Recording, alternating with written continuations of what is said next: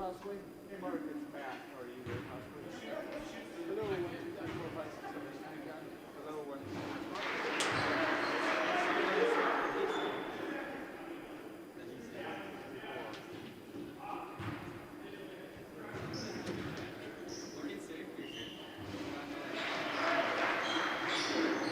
Yeah, I'm here. Are you there? Hello, 1, 2, 3, 4, 5, okay, so talk backwards. Okay, cool.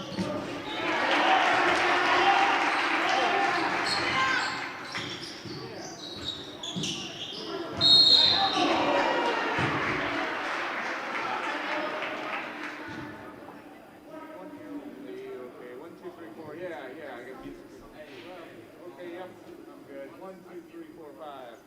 Cool. You got this okay? This is play-by-play. 1, 2, 3, 4, 5, 6, 7, 8, 9, 10. Does this sound good for you? 1, 2, 3, 4, 5, 6, 7, 8, 9, 10. How about play-by-play?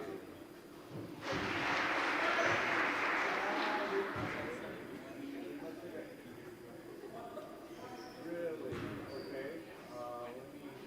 They're good here. Yeah, they're good here, so I'll have to swap.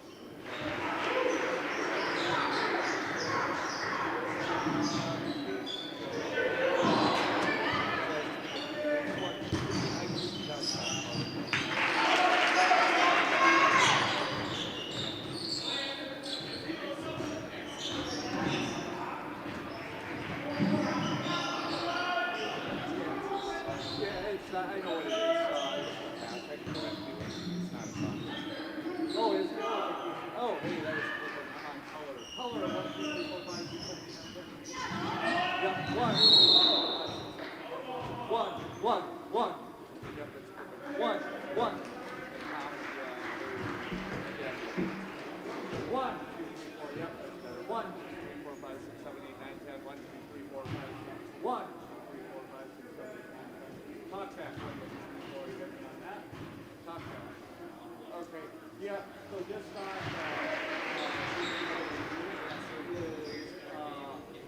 you look up the play-by-play color on that page, just swap color on play-by-play.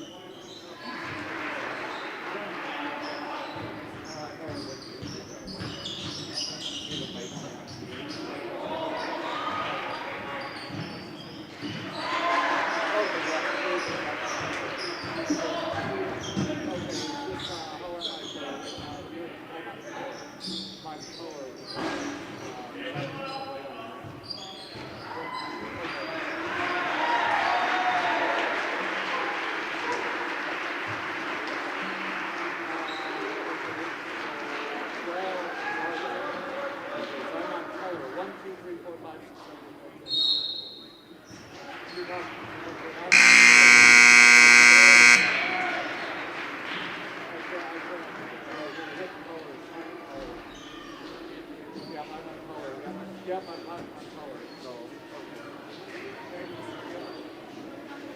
Yep, and then you're just talk back on color, okay? Okay, you're play-by-play. Yep, I get you, okay. Talk back, okay, put up that. Put that on.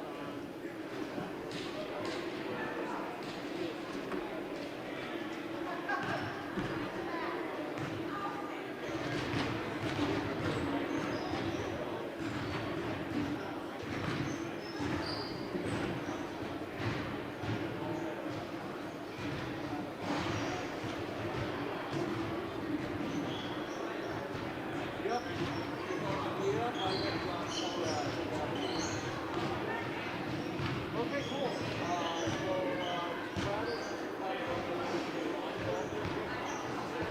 Yeah, I'll have to get on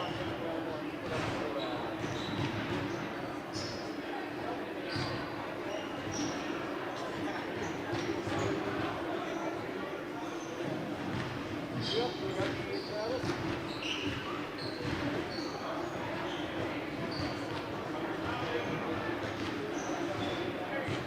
Yep, go ahead, Travis.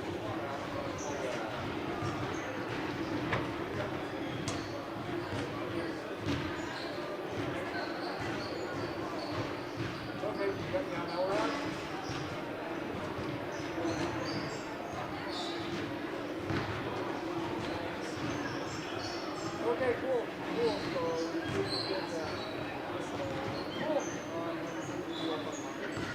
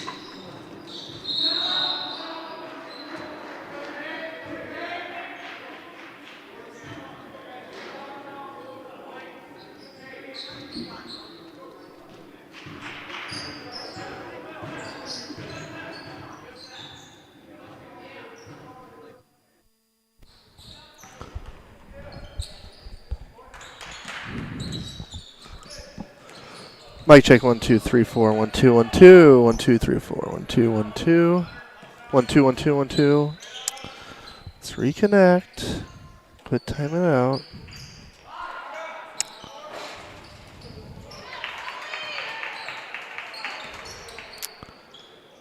There we go. Connected again. All right.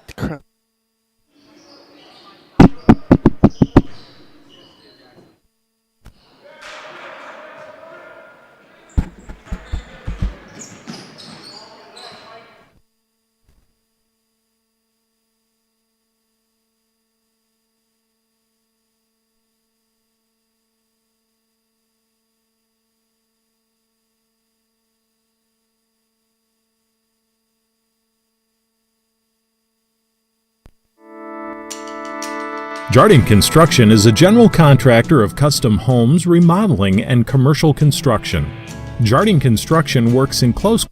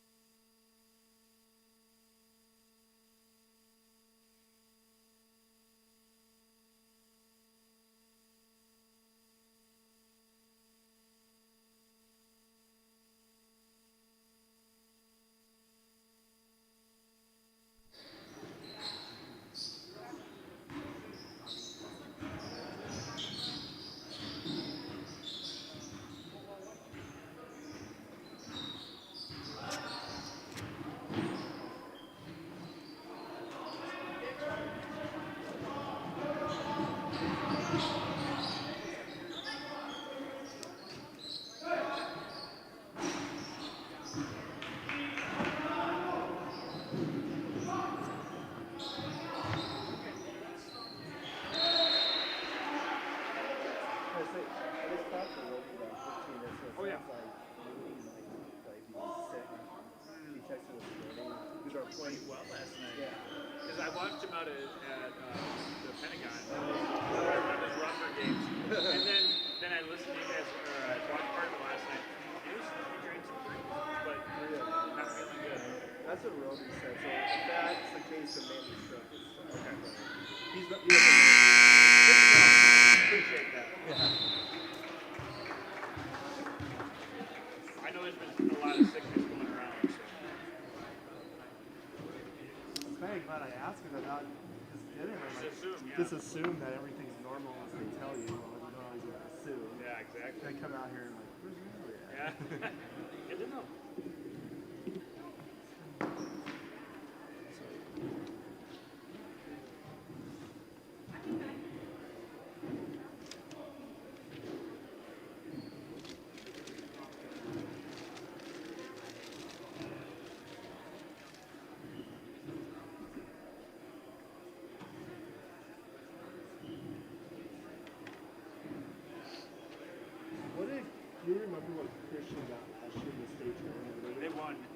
Yeah. They won it. They won it all. Yeah, they came in.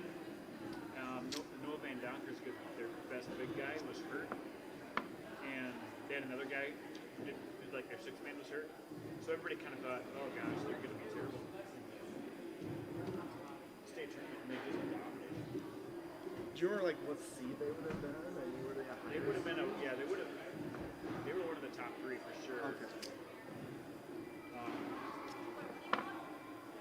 I don't remember exactly how that worked, but they played Sioux Valley. Okay. And they crushed them in the finals.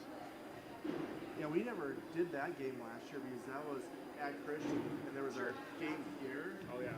The same time the girls played, so pretty much when that happened, They it haven't was, done a Christian game in like 3 years. yeah. So Peter just told us if there's a game both places, just do the one. Yeah. We're all volunteers anyway, so it's Yeah. like You doesn't already make know. a ton of sense to drive up to Watertown and do the boys games, the girls games here, even though the one that you might go up to fight is a better game. But I'll doesn't- play, but yeah. you got to make the. Yeah. They have 2 starters back, and they have like 6 key players back from last year.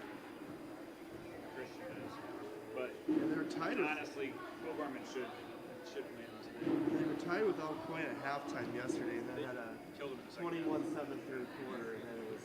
They have a huge size advantage on most A teams, so this will be fun to see how they do against Alpers and Costello and some big guys. So Well, what's crazy is I didn't know it till interviewing, I think it was Mitch Bagman actually for the Roosevelt game, that Caden Year, O'Gorman, Roosevelt, Jefferson.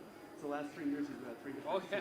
So he was at That's O'Gorman right. 2 years ago at Roosevelt last For year, 1 year. Jefferson this year. and he's I still told him, junior, right? Yeah, he's a little junior. I joked with Mitch. I said, well, is he going to choose Washington or Lincoln next Yeah, year? exactly. And I He's- thought that was the funniest thing. He's ever. ready to go again. Do the whole Sioux Falls Do some more gamut of recruiting. schools. Yeah, that is pretty good. I don't think I've seen that. We're done. This is our 8th year cover. This is our 8th year cover of one. I don't think I've seen a kid 3 straight years switch schools. Yeah.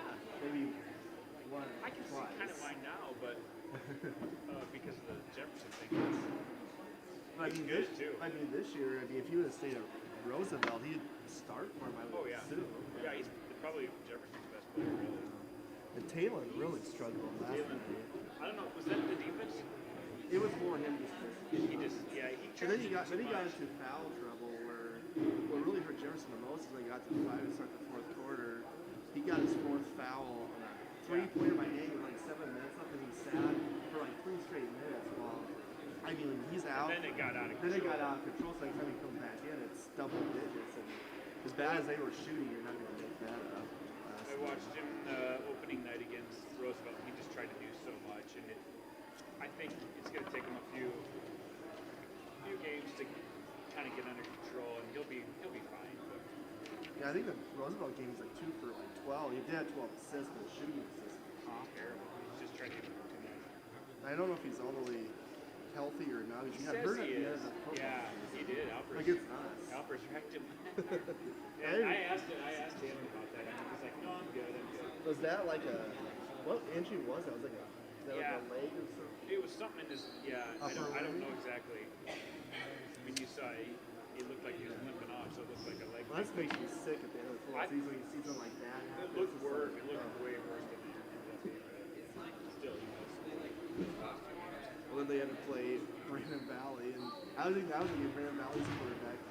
The pot was Yeah. playing, so it was like backup versus backup. I'm Yeah. sure. Well, we had no argument. Came back and watched the Brandon Valley stream. They had Wilby taking some snaps. They had some kid I've never heard of take some snaps. Yeah. 4 or 5 at a time. Wasn't it? Brandon played Harrisburg and Brandon in the first state town game. Did Brandon like 6 interceptions and like there's like a ton of turnovers. It was ridiculous. Yeah. To me, it's crazy. I guess if they would have gotten behind me, they'd have to throw. I'm thinking to myself, Brandon Valley, it's close to here, but it's like they've had to run it 3 times in this pass. Exactly. Yeah, it wasn't the best Brandon team, but I just respect the Brandon coaches so much and the Norman coaches.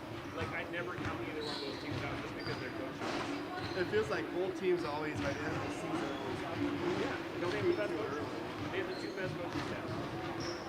This year was the first year where Brandon just really didn't have, you could say, big time players like running back and receiver. They didn't really have. I mean, they're running at stats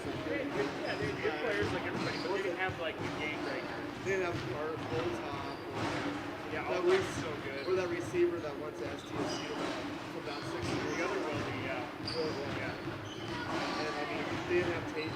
First Tate, yeah. They've been such good running backs over the last few years there. And I think they will. I think that Spears Whitty there, he's a sophomore. I think he's going to be really good next year. But we'll see. To me, from first game of the year, Spears was It was, and they almost Yeah. like because they don't have the best coaching, to be honest, and people catch up to them. Yeah, what's interesting is But they had the best talent for sure. Yeah. what's interesting is like Brandon White. I was at USC when he was there. Yeah. When he played tight end there. So he's a couple. I think he's a couple years older. I think he graduated 08. He's really a really nice guy. He's a great guy. I love him. Yeah, so I mean, I don't know if you saw maybe you guys were doing the Washington Harrisburg football game in Harrisburg. That was like the last 2 minutes only had such a shit show of the game. Like, both teams went back and forth trying to use like this extra point, this, and then Washington was just running the run zone. I mean, you're the middle not just win the game. So they score a touchdown like 20 seconds up. Yeah. And they're down by 1. And they just basically ran all the way over. Over 2. I know. Just put it away. Why you They can't? take the field goal, and then I think Washington scored and then missed the extra point. Then Harrisburg scored overtime, and then they missed the extra point. I know. And then Harrisburg scored, and then Thompson just threw just a terrible interception. And it's like, this game was like... Another guy I like, Max Thompson, but he just never got to that next level. Right. And I think they'll be able to reset next year because after you start a guy since he's sophomore, you kind of have to go with him. Right. Such a big, like, he was like, looking at him at quarterback, he's so tall. Yeah. He's getting a little bit slower, too. I think he gets home. I can't wait to see what Bennett can do next year. He's been in the system for a year. Yeah, and all your receivers, all those sophomores are going to be juniors. It's going to be young players. Yeah. Jones will have a year under his belt. Yeah, it just always comes down to the line and depth for you guys. Yeah, like a couple injuries and Right. you might have a great team, but if you get a couple injuries, you're just not going to be able to put it. It's kind of like the girls. This year, they probably the best 5 starting Five, yeah. I mean, we've seen them come in and hustle. Which you need, yeah. I mean, normally Ken has our 8 years is about a solid 7. Yeah, they'll This year, rotate quite a solid bit. 7 or 8. This year we'll have solid 5. They'll rotate a few girls in, but like I said last time, we have our big ones getting the foul trouble. Like we did against Granite Valley, and Bronson got 3 in the 5-minute of the second quarter, and then that'll be tough for us. Molly's so good though, and She's she's so fast. She's like her and John Kalinga are both girls generally are springy. Right. They're both springy. Yep. Where it's like the Good. second hop. Yep. And boys generally have they. Yeah, they actually can have a little elevation and shoot over. Like, yeah, she's short, but she can get her shot off because of that. She has some feistiness to her. I watched the first quarter last night as well. She's a skinny little thing, Molly, but she plays rougher. I mean, like you look at her, aggressive, yeah. and she's very aggressive. Like I might hear a few times in the zone for over trying to do a steal, but she's super aggressive. I forgot what her disease or what kind of condition she came down with in the offseason. But it sounded worse. Yeah, I can't even. The word was. Yeah, I can't remember. But I thought, I looked at stuff on the internet. I'm like, oh man, like this could be really bad. And then see her come back. I'm like, Well, I asked Ken before the Jefferson game this week, 'cause I never even thought to ask him. I said, hey, is she like 100% or still a little bit? And he said, yeah, pretty much normal. What do you think? Yeah. So I felt bad for him. I was asking for a few of you to see she's out back there. there. She's gonna be good. Yeah, I haven't asked either, to be honest. So yeah, it's that kind of stuff slaps you in the face. And I haven't heard anything about Connor Roman lately either. So, I mean, I see him there. Is he making any progress? Or, I guess I haven't.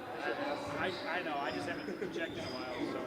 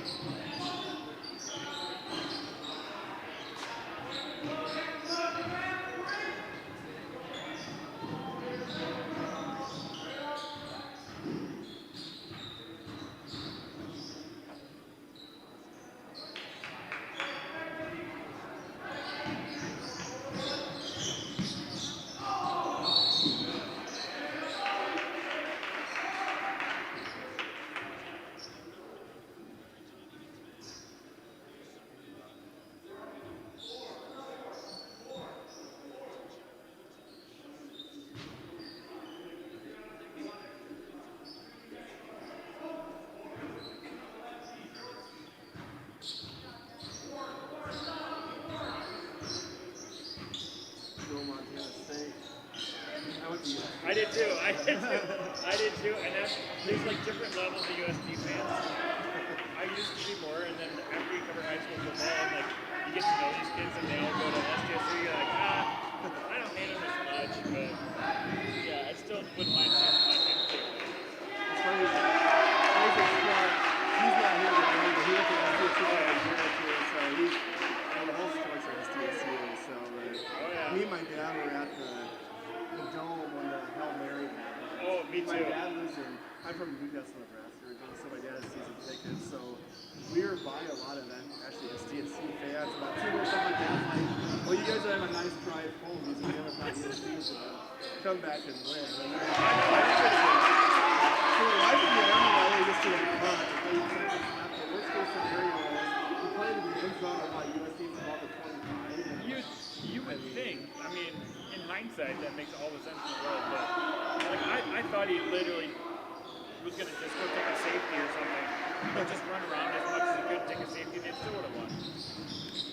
But it was hard to see how much time he's like, where he threw it out of bounds is right where we're at. And that's the thing is, like, do they go by when it lands? And like if you have a really steep stadium, like, does it land early? I mean, it's just like, I know they go by when it lands, but like. I was asking my dad that too, so if he was, instead of throwing it out of bounds, he threw it in the middle of the field with that, and then, but either way, I don't. I mean, either you take in the play, I mean, not like if you want to turn it back, and if you can't play it, just run and Right. I mean, We were doing the post-game show like right the first door inside the dome there, and everybody was leaving, and we had monitors set up, so everybody kind of like huddled around and started watching because they were like, "What's going on here?" So we had like 50 people who were on their way leaving, sitting there watching it all, screaming, and I was like, "Oh my, unbelievable!" Maybe something weird might happen, but not that. One time over the 40, it's like, I don't know if Carson can get to the end zone. Yeah. We'll see, because that's your only thought. Hey, got to the one. We're 3 or 4. Yeah.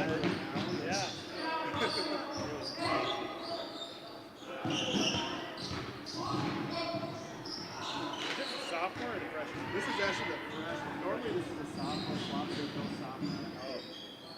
So this JV and now freshman.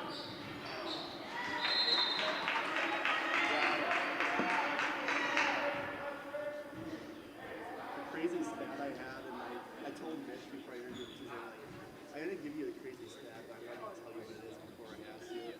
The 3 games O'Gorman boys played Roosevelt last year, the transition points were 57-2 O'Gorman had 53 turnovers combined all 3 of those games, and transition was 57-2. Oh my goodness. Which you knew it wasn't good, but you never. Yeah, 55 but that's ridiculous. That tells a story, man. I mean, I guess with that team that was large, Bell Campbell, I mean, You could see how much better they were at. It took 3 years to kind of figure that out. Because I kind of see myself, why are they not really that good? They should have. Yeah.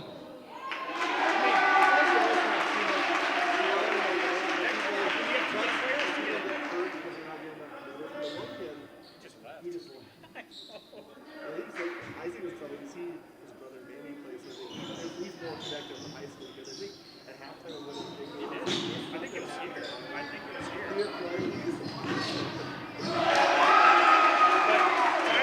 Tyler Feldkamp even told me, like, after like a month of the season, he's like, I don't have my heart in it yet. Because I'm still worried about football. And so he's one of those guys. I'm sure he just turned it on in the last month. It's like, okay, time to play. Not necessarily what you want, but when you have that kind of quickness and explosiveness. Yeah, they're getting it on football mode.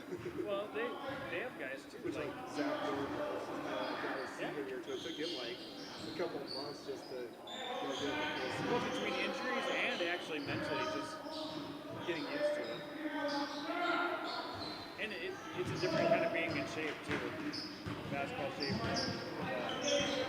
Creighton also told me last Saturday that Roseville's game came last said that their 10 through 12 has started for 3/4 of the double A teams last I year. kind of agree. Like Dylan Arndt, he got a scholarship from Augustana, and he was a JV player last year. And he was such a good shooter. He got it. He basically didn't play varsity. Well, then that year could have been on that JV team. And then a year, and he's exactly. That Borchers kid is really good. He barely played last year. That point guard was perhaps this year, that Sherman Johnson, not Thor Gila, like Michael Johnson. Oh, Mike Johnson, sure. He was, to me, very impressive against us. He was a kid in the fourth quarter that kind of brought it home. Yeah. Yeah, they've got. And he's pretty steady. He's pretty athletic at most levels. Yeah. Because, like, some of them are. Yeah, they're up and down, yeah. Like, Gilo is like, you have a layup on this side of the hoop. I'm going to go on the other side of the hoop. Like this or something. He'll make some special plays this year, and he's one of their more explosive scorers. But yeah, he's going to also do some dumb stuff. But to me, after seeing them, they have. I don't think they're, unless like some of their depth gets better. But to me, their top three is pretty good. Like Johnson, Gilo. I don't think they're their one seed. No. Josh Borchers could hit the bar, outside of the barn against us, and Yeah, he'll get better. Nate is just a simple player. Yeah, He's in there he's kind just of for like, defense. for defense, so they don't have enough scoring.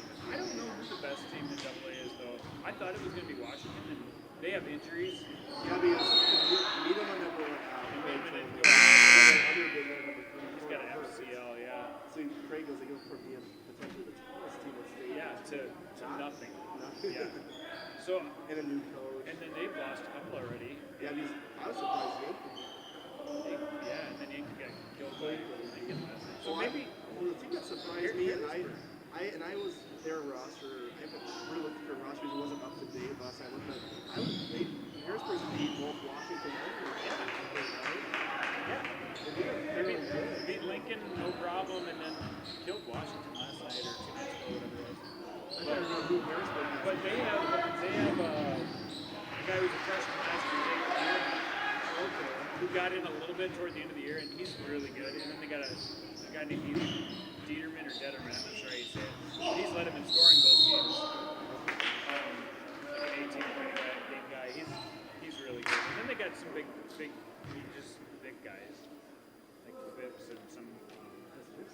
It's a different Phipps, yeah. Okay. Yeah, I know. It's that Brady Phipps and Abby Phipps, but it's another Phipps. This is like some of those Big Ten schools in basketball growing up. It's felt like Wisconsin. I know. For like 10 years with Brian Butch and Bohannon. Oh, yeah, yeah. Like, how is that guy still Exactly. eligible? But yeah, Gosh, I think that was our first round in the state tournament last year. I was in Harrisburg. I think it was a 4-5. And they shot, I think, imagine about that as we shot like the first one. see, I think these first 2 games they've shot incredibly well, and I think they had a couple seniors that just shot all the time, didn't make anything. I can't remember what their names I were can't last year, but it wasn't. I mean, Yella's got bad. It's like a second half, and they can't make literally anything. honestly, you guys, I mean, if your junior guards can play physically with some of the quicker guys, like, because they're great offensively. Yeah. I mean, you might be able to put something together. I mean, I've seen much worse teams do that. Well, I don't think, like last year, obviously, Roosevelt talent-wise is just like Yeah. on the team. And Yankton, obviously, was good because of Morris. Yeah. But, I mean, this year, there is a top level yet. Aberdeen, I think, I want to see Here's the weather here. with Keyholes and then Edmond. I don't know what else. But Aberdeen has all 5 starters that finished 5th last year in the state. And with a junior that was let him expand a couple times. So I think they might not be big enough to bang with some of the schools. I think someone told me that Aberdeen might have an injury right now. I can't remember what kid it was. I've seen Rolfs in the box score, and I've seen that junior. I know you're number 5, I think. Here in his name. I mean, they got Vogel. Well, that's what I was Is that who you're thinking of? thinking. He might be the injured one. I don't know.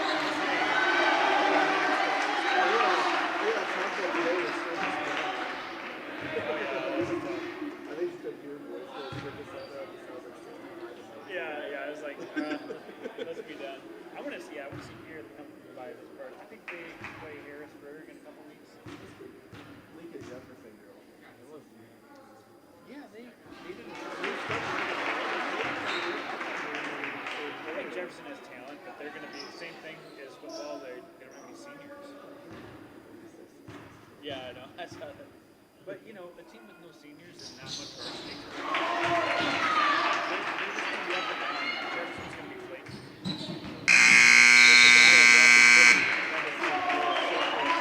This actually Parrish told me that he thinks Central's going to be the top 5 team this year. Well, I should text one of my best friends. He's the softball coach of the Stevens girls. I should text the Central's girls because it surprised me that how bad they did here. They just beat them by about 30 points. Yeah, they. Not that Pierce. No, but Great for their decent. yeah, but yeah, they would. They're not. Shouldn't be a pushover. Because I know Central has Josie Hill, but to me, I can't think of anyone else they really. No, they just had a lot of. Well, the Heckard girl who took all their shots last year. She's not there, but Paris told me that's going to help everybody else because they won't have to rely on one player. They got 2 players.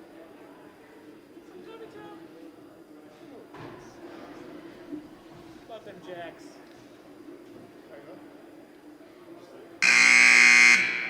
At 17-14 right now. I wasn't really watching. I just saw the score.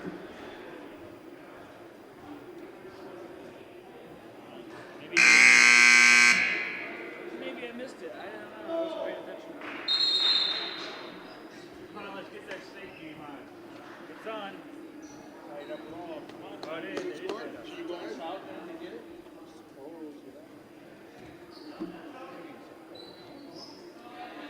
He doesn't know he's doing let alone 3 weeks from now. Just an FYI, Peter, and you know this will always be rolling, so this game, when this is over, I'm sure it'll be 15 and then we'll start early. We did ask Peter specifically because we're on TV. We asked him So you have to do to do it a 3-0 start. So we have to, that will be accurate. We asked him, but we know that he rolls sometimes. So Because I remember there was like one of these games last year that 3 o'clock was a tentative start date. I think we were on the, it was like 2:40 or 2:30 when the yeah, start your second quarter. Yeah, we asked, but you know, who knows? You can only ask, I guess. Sometimes he helps us out.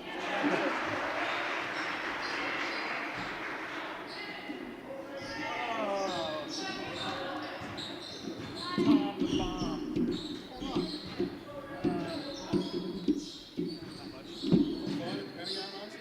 Oh, that was a blast. It was so fun. I love it when you get a surprise like that. It was so fun.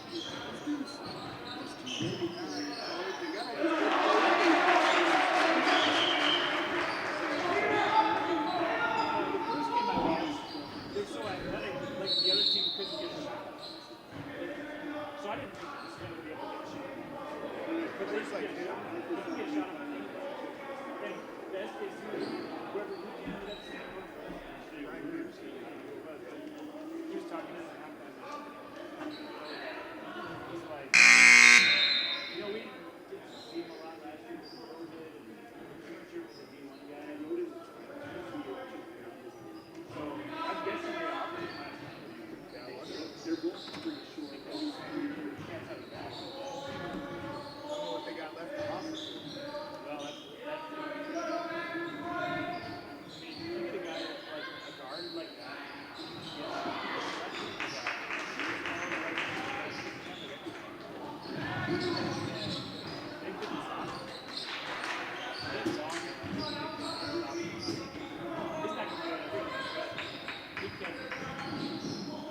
So anyway, it was fun. Score more against teams like that. They go against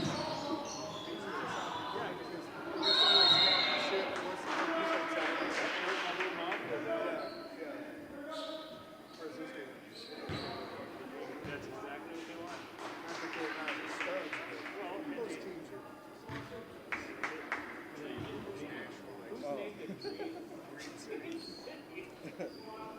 Like it's new, it's like a 4-year-old school.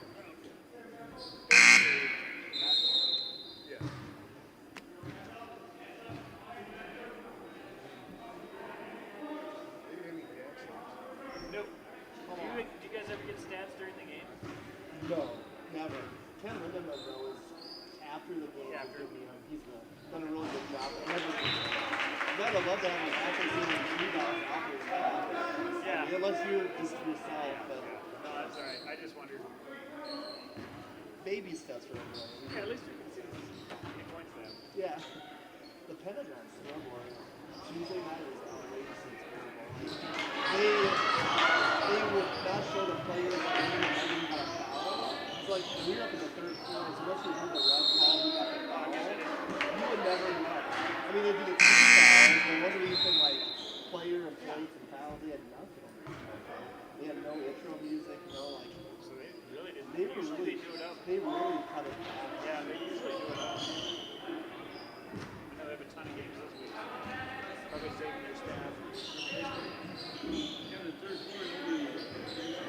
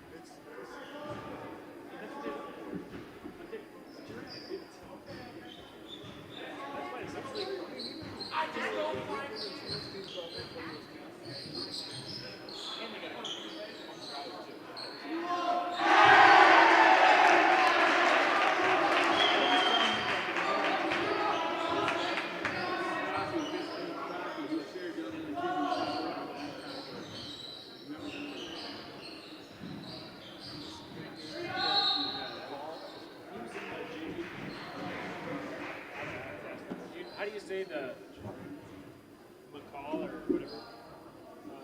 RP? He's never played at all, so I saw him play JV. I don't know. Okay. Don't have to worry about it. Roby's played like 10. He's not one.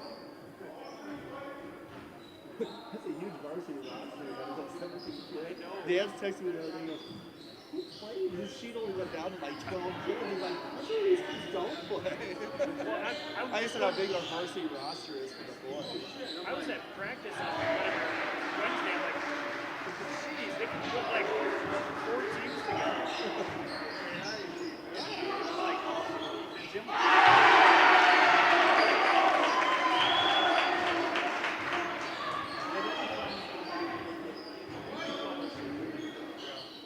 just stuff like that is fun. I know.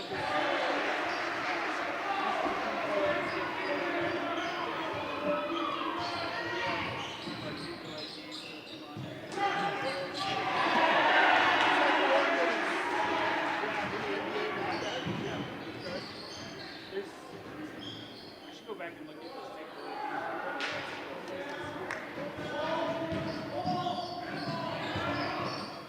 5 years ago or whatever.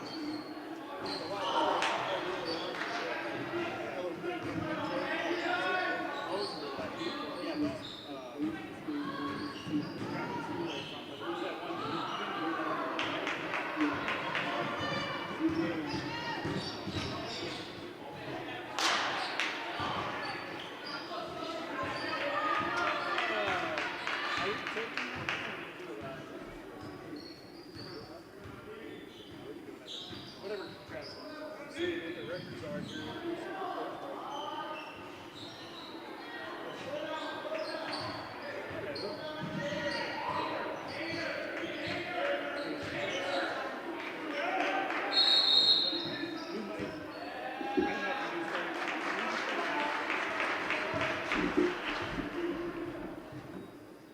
Okay, number 10 Pearl Gorman might be, so we might have number 3 start.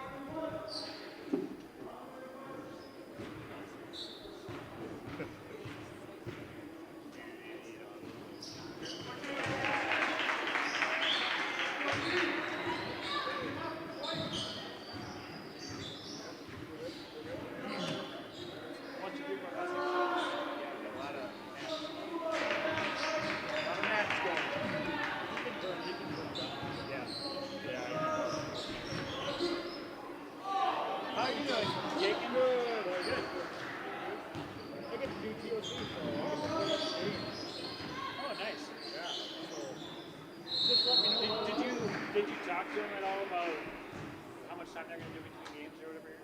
No. Okay.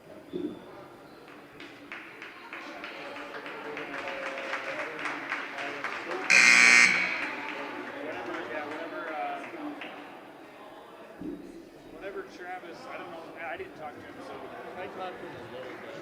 yeah. I think we'll do it over on. Okay, yeah. Yeah, you guys will be fine. We'll be fine.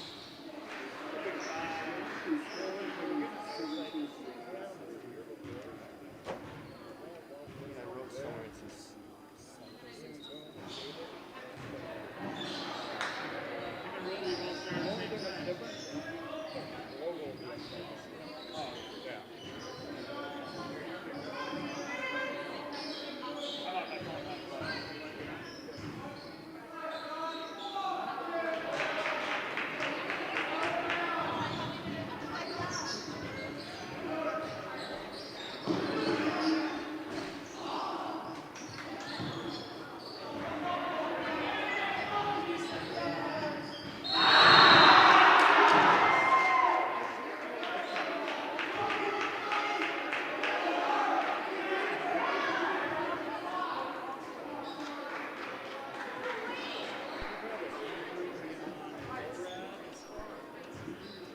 Okay, cool. Yeah, so it's instead of, yeah, that should matter.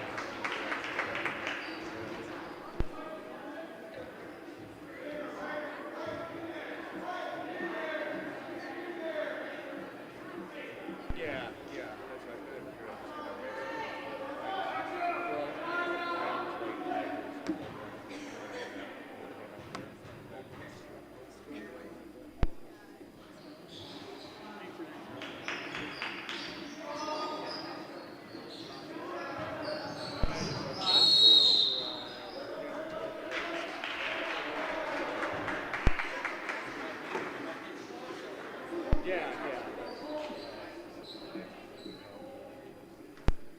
Yeah, what's up? Good.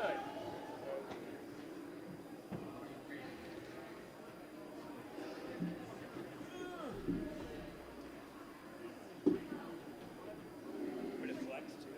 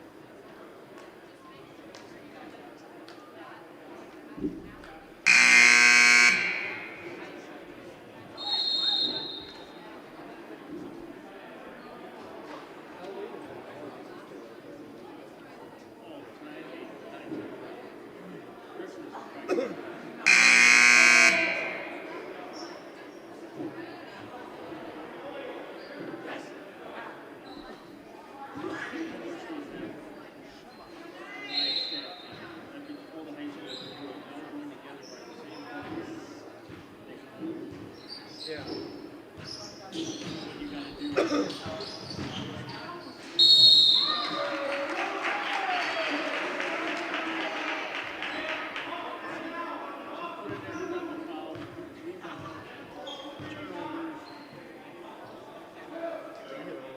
got two students kind of they know what they're doing. Do it during the games.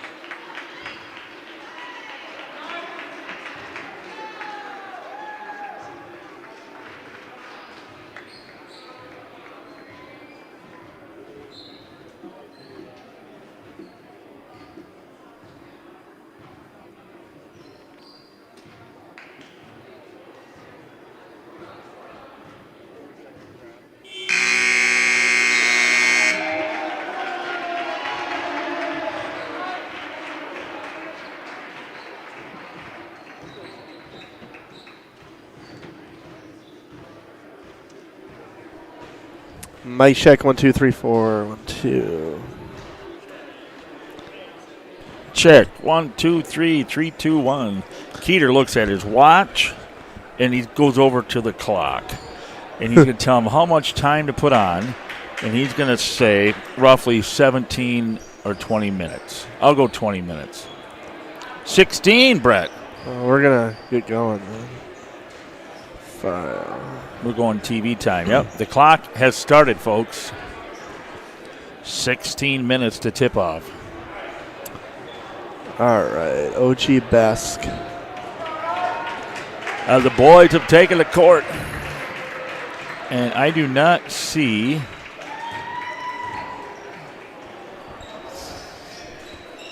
No, Mooney's not out there.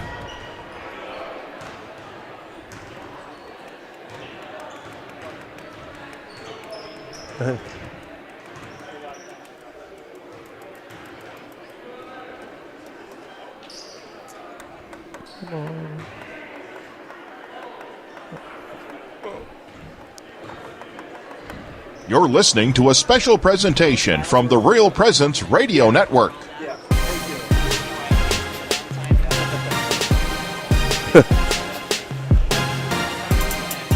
Okay. On Real Presence Radio, welcome to the Night's Game Day Show, sponsored by Guarantee Roofing and Sheet Metal. And happy Saturday afternoon, everyone. Welcome to Sioux Falls Bishop O'Gorman Catholic High School here for the boys basketball matchup between two ranked Sioux Falls schools. Hi, I'm Dan Johnson along with Brett Byler. And we're going to bring you this afternoon a game against the Sioux Falls Christian Chargers, ranked number 5 in Class A, coming into O'Gorman, taking on the number 2 ranked O'Gorman Knights in Class AA. Both these teams are 2-1 on the season, coming off blowout wins last night. Excellent wins for both teams. These teams will have extended breaks after today with the holiday coming up. Gorman doesn't play again until the 30th, and they play at T. Sioux Falls Christian plays on the 29th, and they play at the Pentagon against First Assembly Christian out of Tennessee. The Knights defeated Jefferson last night, 67-49, in the inaugural matchup between the two squads, leading at halftime by 5. In the third quarter, they're up 29-16. Fourth quarter advantage, and they pulled it away. I'm going to bring in Brett. Brett, what stood out last night about the big win last night, 67-49 win over Jefferson, the big game, to me was the crowd got into it, but also when David Alpers came down with that final jam there, I was going, yeah, baby. You sure were, and it was defense, Dan. I think that's the biggest thing that stood out to me is the Knights' defense was really outstanding last night. So they held only 14 points in the first half for Sioux Falls Jefferson. They're a high-powered offense. To do that was really impressive. They held Taylor and Ashley to 5 points. The backcourt had 5 points for Ashley and Giblin, while Ing and Mooney at 32. Only held Jefferson 1 shot throughout the ball game. Free throw shooting, Dan, that was outstanding. 12 for 12. We don't want to jinx them tonight, but they came in the ball game in the first 2 games shooting only 59.3% on free throws, so something changed last night. And I thought they showed mental toughness, Dan. When Jefferson got to within 5 to start the fourth quarter, their crowd was going crazy. O'Gorman weathered the storm and had a dominant fourth quarter. Okay, let's talk about our opponent this afternoon, Sioux Falls Christian. Preseason ranked number 5 in Class A. What about them? So they're the reigning champs from Class A. They won the state tournament last year. They're 2-1 on the season, defeated Elk Point last night at Sioux Falls Christian by 20. That game was actually tied at halftime, and then they went on a 21-7 run in the third quarter to break that game open. Have some size, Dan. They start a 6'9", 6'6", and a 6'4" kid. They're not as big-bodied as ours, but they do got some size. They can really score the basketball, averaging 70 points per game. It feels like every Sioux Falls Christian has guys that can score. And then defense has got better each game. They allowed 85 in the first game, 54, and then 46 last night. Okay, like we just mentioned, both teams played last night. It was a home game here. How big a factor do you think the O'Gorman crowd can be today in the game where both teams had, a little tired from last night? Hopefully get a big crowd today. Yeah, I'm hoping for it, Dan. I think this my favorite Christian a little bit compared to last night because a 3 o'clock Saturday afternoon crowd isn't going to be as big as a 7:30 Friday night crowd, but I think that's a key factor for O'Gorman last night, playing off the crowd. And I think tonight or today, if get the students in here, hopefully the players can feed some energy off of them because both teams played in Sioux Falls last night. Both teams will probably be a little bit tired. So I think a quick start, Dan, for O'Gorman is a key to get this crowd into the game right away.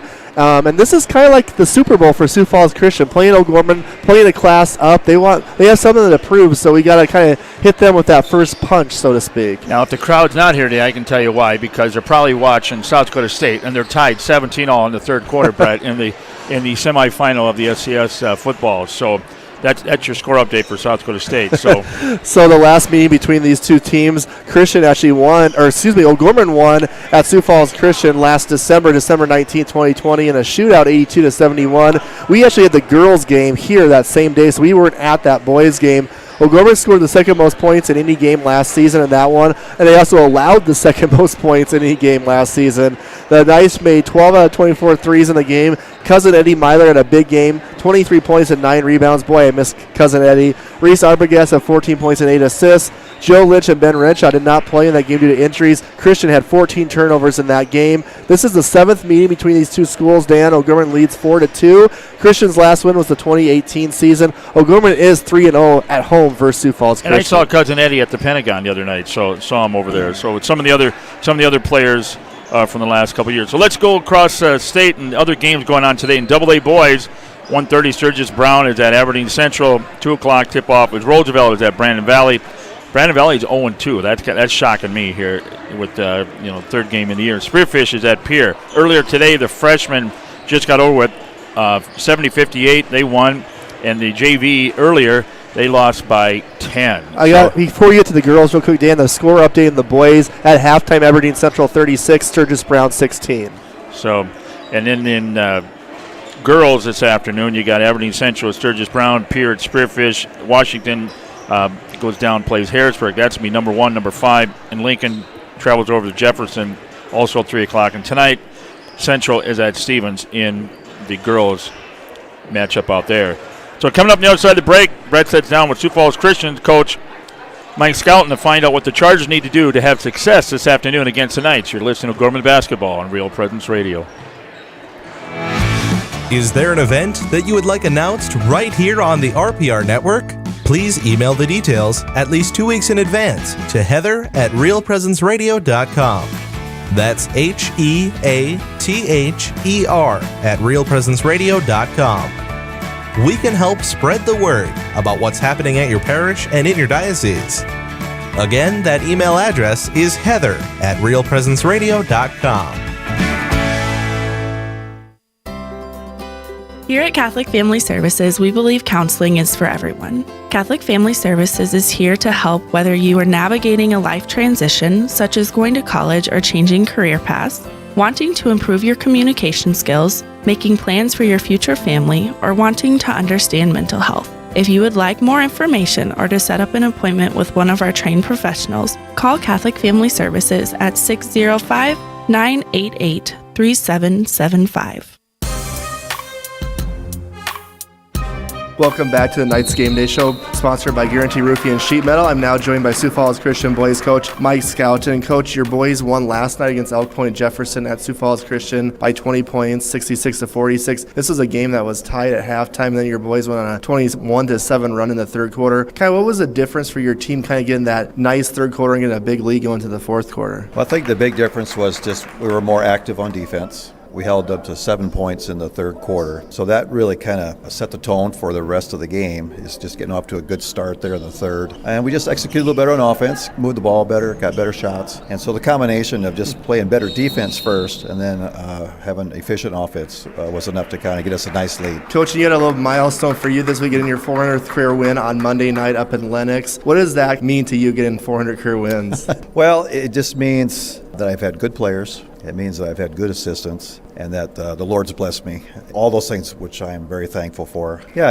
it's a nice milestone, but, I'm more focused on our team stuff, on my stuff. So I'm just glad we got a win. We're coming off a loss, and it was important for us to try to get a win again and start feeling confident again as we move forward. Coach, through 3 games this year, your team's averaging about 70 points a game. What has been working well for your offense in those first 3 ball games? We've been able to get up and down the floor pretty well. We're moving the ball well. We're screening well. And for the most part, we're taking good shots. And so we've been very efficient, I would say, on offense so far. We just got to kind of ratchet things up on the defensive end if we want to be one of the top teams. Now let's move to today's game. You play Sioux Falls O'Gorman, number 2 in AA, coming off a 18-point win over Sioux Falls Jefferson last night. What do you see as some of the biggest challenges Coach Roby's squad presents to your team today? Their size and their shooting ability. We have some size, but we're not as big or as strong as what O'Gorman's kids are. And they've got a number of kids who can shoot it. We're still trying to get there yet. We're going to have to be good in all phases if we're even going to have a chance at it. We like coming here. I appreciate Coach Roby playing us because win or lose, it helps us get better. And that's what I'm looking for, especially this time of year. Coach, how important will it be for you team to try to hold O'Gorman to 1 shot on the offensive end? That's going to be huge. And something we've talked about this morning at our shoot around, that we can't give up second chance baskets, that we've got to do little things like we got to make sure we got to get a body on everybody. We got to box out because they're bigger and stronger than we are. So we got to do those little things well in order to have a chance at getting rebounds and maybe having a chance to be competitive in the game. Finally, Coach, tonight on your offensive end against an O'Gorman defense that played really good last night against Sioux Falls Jefferson, holding them to 49 points. What are some things your boys must do to execute today? Well, we got to move. We got to cut hard. We got to set really good screens to get our teammates open. And then we got to make shots. If we aren't making shots, it's going to be a long day. We'll see how that goes. We've been making shots pretty much throughout the year so far. So if we can continue to do that, that'll really help our cause today. Thanks so much, Coach. Good luck today. I appreciate it. Thank you. We'd like to thank Coach Skelton for his time. Don't go away. Brett sits down with Coach Roby. That interview is next on the Guaranteed Roofing and Sheet Metal's Game Day Show. Continues on Real Presence Radio. Hello, this is Mark Konzemius, President of the Catholic Community Foundation for Eastern South Dakota. Preparing for the end of life can be overwhelming, even scary. Yet as disciples of Christ, we live in great hope and the reality of God's promise that death is not the end, but a new beginning. The End of Life Planning Workbook for Catholics is now available. I encourage you to reach out to one of our Catholic Community Foundation offices or ccfesd.org. May God bless each of us on our journey to heaven. At Guarantee Roofing and Sheet Metal, we are guided by one simple principle. We do what we say we're going to do. We believe in ensuring our customers are happy with the work we deliver. Guarantee Roofing and Sheet Metal was established in Sioux Falls in 1981 and has been involved with installing more than 100 million square feet of commercial roofing across the Midwest. We have worked on businesses including schools, universities, hospitals, churches, and factories. For more information, we can be reached at 605-331-5121 or online at guaranteeroofingsd.com. Welcome back to tonight's Game Day Show, brought to you by Guarantee Roofing and Sheet Metal. I'm now joined by O'Gorman Boys coach Derek Roby. Coach, our boys defeated a good Sioux Falls Jefferson team last night right here in front of a big crowd in our home opener, 67-49. Your defense, Coach, I think that kind of stood out to me last night, only allowing 14 points in the first half. You held Talon to 5 points in the ball game. Overall, why was your defense so successful last night against Sioux Falls Jefferson, in your opinion? Well, I'm not quite sure. I always say you should never have an off night defensively because that's just effort. We did focus on it throughout the practice on sprinting back. Jefferson just does a great job of running the floor, going block to block. So we overemphasized for the last couple days after the Roosevelt game. We had a 2-day prep is all, but we just said, hey, get your tail back and sprint down the floor. And, we mixed it up with the zone and the man, and maybe that kept them off tilt a little bit, who knows, but I was happy with the defense, and especially the defensive rebound, and that came out of it. And it doesn't do you much good to play defense if you're going to keep giving up boards, and we did a great job on the board, so I was really pleased. I know after the knock on wood, hopefully it continues to make progress throughout the year. Coach, now today we take on Sioux Falls Christian, a preseason top 5 team in Class A. I know they always get excited to come to our gym and play us. They're a team that is averaging about 70 points a game so far through 3 ball games. On our defensive end tonight will be some priorities, trying to slow down a high-powered offense. Well, you're exactly right. They can all shoot it, and I think that was pretty evident in this first game this afternoon. Our JVers playing their JVers, they can all shoot it. So I don't know if we're going to have to limit the zone play a little bit because they'll just shoot up over the top of it, and if it's going in, it's going to be a tough night for us. Even last year, if you remember at their place, we jumped out to a good lead, and they came roaring back because they can all shoot it. That's certainly one of the main characteristics of a well-coached Sioux Falls Christian team. Coach, what is our team's mindset need to be going to tonight's game on a back-to-back against Sioux Falls Christian today, a team that I know you mentioned to me before, this is kind of like their Super Bowl coming in playing us? Well, it certainly is, and I know they have some other AA schools on their roster or on their schedule. They always circle those dates because they want to prove to South Dakota that they can compete at the AA level, which they can. Our mindset is just to take care of business, try to win at home, try to win back-to-back games and don't have any letdowns, and hopefully that's the case today. Thanks so much, Coach. Good luck today. Thank you much, Brett. And we'd like to thank Coach Roby for that interview. Okay, key to victory. Brett, what the Knights have to do to knock off the Chargers this afternoon? Hold them to one shot, Dan. Great offense, scoring 70 points a game. Can't let them have multiple opportunities to score. Get out for an early lead, Dan. Get the crowd involved. That's an advantage for us. Limit our turnovers. We had 34 turnovers in the first 2 games of better last night against Jefferson. Get after Sioux Falls Christian on defense. Play physical, play smart, and get Matting the ball and scoring opportunities. He's had 21 points in each of the last 2 games. Okay, the key to victory at Sioux Falls O'Gorman Knights been brought to you by Closets & More, a locally owned company providing custom-designed closets and storage solution. Closets & More can be reached at 605-334-5135, online at closetsandmoresd.com. Now time to pick the click. Who's your player, Brett? I'm going with Rush Landry. He had 14 points last night, a career high, Dan. I think Rush will continue to play good tonight. I'm going to go with the senior, 6'3" senior, Emmanuel Struck with them yellow tennis shoes. All right, we'll see how that works out for both of us. Tonight's Sioux Falls O'Gorman Knights Game Day Show has been brought to you by Guarantee Roofing and Sheet Metal. Guarantee Roofing and Sheet Metal was established in Sioux Falls in 1981 and has been involved with installing more than 100 million square feet of commercial roofing across the Midwest. For more information, they can be reached at 605-331-5121 or online at guaranteeroofingsd.com. Okay, coming up next, the Knights Tip-Off Show with their priest prayer and starting lineups. You're listening to Gorman Basketball on Real Presence Radio. Need repairs on gas pumps, tanks, and air compressors? Sioux Equipment Company can help. They serve Sioux Falls and the surrounding areas. Sioux Equipment Company also offers services for lifts, signs, decals, and tank truck equipment. Sioux Equipment Company at 605-334-1653 is a supporter of O'Gorman Knights athletics and activities. J&J Caseworks and Closets and More is a proud sponsor of the O'Gorman Knights. Following the same rich, winning tradition, family, and Christian values, J&J Caseworks strives to create a work environment to call home. Family-owned and operated, J&J Caseworks has several full-time positions available. Our team members pursue career goals, learn new skills, and get the recognition they deserve. To set up an appointment, J&J Caseworks can be reached at 605-332-0805 or email jobs@jmjcaseworks.com. Go Knights!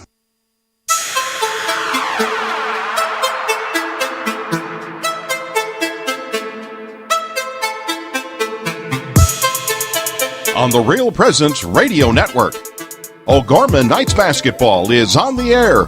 Brought to you by Catholic Family Services, Catholic Community Foundation of Eastern South Dakota, Jardine Construction, Barnett Vision Clinic, Bishop O'Gorman Catholic Schools, Sioux Equipment Company, Closets and More and JMJ Caseworks, the BB Agency, Knights of Columbus Insurance, Pizza Ranch and Fun Zone Arcade on 41st Street, Guarantee Roofing and Sheet Metal, and Barnett Lewis Funeral Home. Tip-off to tonight's game is just moments away. With all the exciting action of O'Gorman Knights basketball, let's go to the gym.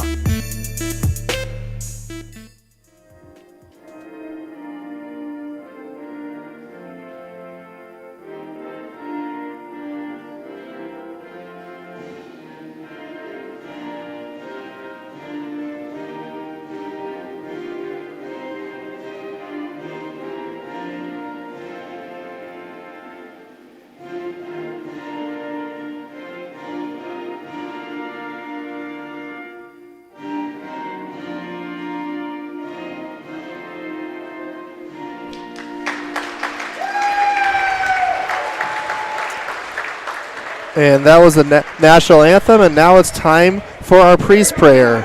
Father, take it away.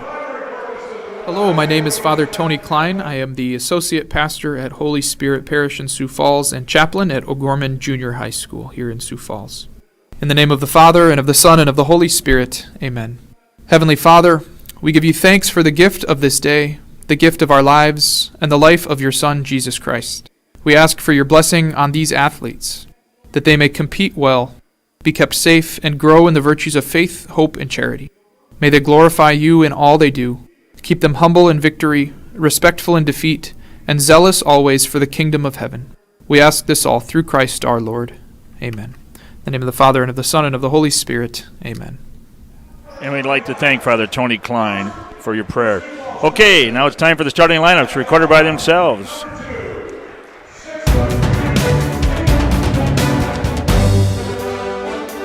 Bradley Mooney, number 10, 5'9", junior guard. Matt Ing, number 5, 6'2", junior guard. Rush Landry, number 23, 6'5", senior guard forward. John Costello, number 50, 6'5", senior center forward. David Alpers, number 4, 6'6", senior center. All right, and we do have a change in the starting lineup. Mandy Struck is replacing Radley Mooney for O'Gorman. Radley is a little ill this morning, so Struck in for Mooney. Now for the Sioux Falls Christian Chargers, they'll be starting Tayden Schneider, number 2, a junior guard. Number 10, Brooks Nelson, a senior forward. Number 24, Jaden Whitty, a senior forward. Number 34, Logan Skipper, a senior guard. And number 42, Nathan Cool, a 6'9" center. They're coached by Mike Scouton in his 17th year. And the Knights are coached by Derek Roby in his 17th year. It's kind of neat. Both coaches 17th year, and Scouton just got his 400th the other night. How you got two future Hall of Fame coaches here this afternoon in the gym. So, if you're watching the stream on Real Presence Radio Sioux Falls YouTube page, pretty good crowd now entering the gym at O'Gorman High School. Be tipping off right on the scheduled time tonight. The Knights in their home white tops, white bottoms. Christian in the black tops, black shorts. This should be a good one, Dan. Updated South Dakota State tied 17 all. 6:22 left in the third. We'll keep you updated on that. So we ready to tip off on this beautiful Saturday afternoon, Sioux Falls Christian O'Gorman basketball. Here's your play-by-play, Brett Byler. All right, thanks, Dan. It'll be 6'9" Nathan Poole against 6'6" David Alpers on the jump tip. So Cool loses. I'm not for sure if Alpers can do that. So it'll be Sioux Falls Christian ball. If you're tipping the ball, I don't think you can then pick it up. No, you can't. So the referee at the scorers table now, getting everything straightened out. So here comes the Chargers with the first possession of the game. Knights in a man-to-man defense. Schneider over to Whitty going baseline. He dribbles it right off his foot. So a turnover by Jaden Whitty. Here's my first USD plug of the game. Jaden Whitty's older brother, Zach Whitty, is a football player at USD. There's a long three from Renner by Matt Ing, and that's short. That might have been even farther out than Renner, Dan. What's a town farther than Renner? That would be Ellis over to the northwest. There we go. He shot them from about 30 feet away. Here comes Sioux Falls Christian, a team that can score the ball, averaging 70 points a game. Skipper's three is no good. Look at Alpers fighting for the rebound, knocking Cool off his feet. Alpers is pretty thick, SCSU commit for football, and it's going to be tough for anybody to guard him this year. Cool, 6'9", but he's very lanky and slim built. There's Rush Landry getting position on Brooks Nelson. The Knights are on the board, 2-0. Landry had 14 last night, which that's career high for him. And a lot of them were in that same spot, Dan, right by the baseline, 2-3 footer. Here's a jump hook by Cool. No good. Rush with the rebound. Both of these teams played last night, both winning. Missed by Landry. Loose ball. I think Costello was on the end line, so Christian will get it. And I think, Dan, having a game back-to-back at this stage in the season will affect teams more than they would in, say, January or February, where you're more conditioned. I think we might see some fatigue here in the second half. We'll see. Oh, absolutely. 100% correct. Mid-February, you're used to it. Right. Just like we go to Rapid the first weekend of February, you got two games back-to-back, and that's even earlier. Yeah. So Cool throws it away, so that's the second turnover for Sioux Falls Christian in the first minute and a half. I think the physical play of O'Gorman and their size and strength is going to kind of be an issue for Christian so far. Here is Ing, guarded by Skipper. Dangerous pass to Alpers, who fires it out to Ing, who's cut off. Corner three by Costello is short. He follows his shot, gets the rebound. He's rejected by 6'9" Cool. They outlet it to Skipper, who catches up to it. Here is Tatum Schneider with it off the screen. Whitty. Good defense by Mr. Costello. Three-pointer by Schneider is good. And we don't talk about Costello a lot. He's an excellent ball player. Older brother was J.P. Costello. But I like little John. It's not very little, Dan. He's 6'5". That's what I've always called him. And that was a bad pass by O'Gorman, so the Knights' first turnover of the game. Both of these teams are 2-1 in the season, both ranked in the top 5 in their respective classes to start the season. O'Gorman number 2 in AA. Christian, the defending state champs in A, were number 5 in the preseason poll. Nice screen by Cool. Whitty all the way in. Alpers with a tremendous block. Oh, that was sweet. That was sweet by Alpers. That was almost worthy of a yeah baby by Dan Johnson. If it'd be in the fourth quarter, I would give it. Alpers up and under, left hand. Oh, he missed the scoop shot. Gets his own rebound to Manny, but David must have been on that end line. Good try, good try. That was a beautiful move by Alpers. He just blew the layup. Chargers on top 3-2. Just 3 minutes in the game. 5 minutes left in the first quarter. Here comes Schneider walking it up the front court. Down low to Cool as Woody cut backdoor. Costello was on him. So they're going to call a foul on David Alpers for bodying up Cool a little bit. And I like the ref went over and explained to him exactly why he called it. You can't do that. Christian inbounds it over to Whitty. Costello looked like he was straight up, and they're going to call that was all ball.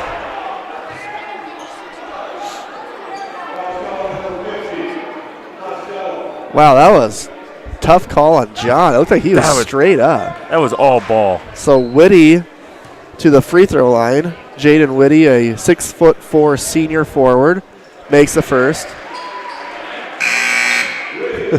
Coach Roby's now off his seat, which means he's not happy. Well, I don't blame him on that one. Yeah, we've seen one of these three officials. I think I've seen one of them. I know one of them for sure. Whitty makes them both. He'll be looking at playing some college football next year. Hasn't decided where yet. He'll probably go to State. Dan's had a record amount of plugs for State here from the pregame show on. I don't think this could be broken ever. Here is Alpers down low to Struck, and he's rejected by Cool. But 6'9" Cool didn't really even have to jump for that one with those long arms. Well, I like the way they're playing together. O'Gorman's been a little bit of a rut here offensively. They got the Landry basket, but nothing else. Here is Costello. Jump stops it back out to Ing. 12 on the shot clock. And Ing gets fouled and 3 points, so he's going to go to the line for three. Whitty didn't like it, but that's not a smart play going up against a jump shooter and fouling him. We saw that happen to Matt last night with Taylor and Ashley getting a foul on a three-point attempt, so he makes the first. That's what gives coaches gray hairs, folks. Plays like that where you're shooting a 30-foot shot and then you foul him. Second one is good for Matt. Okay, Ambrose is now in for Landry. Chad Ambrose, a 6'5" junior. And Matt with the free throw is good. So Matt hits all three free throws.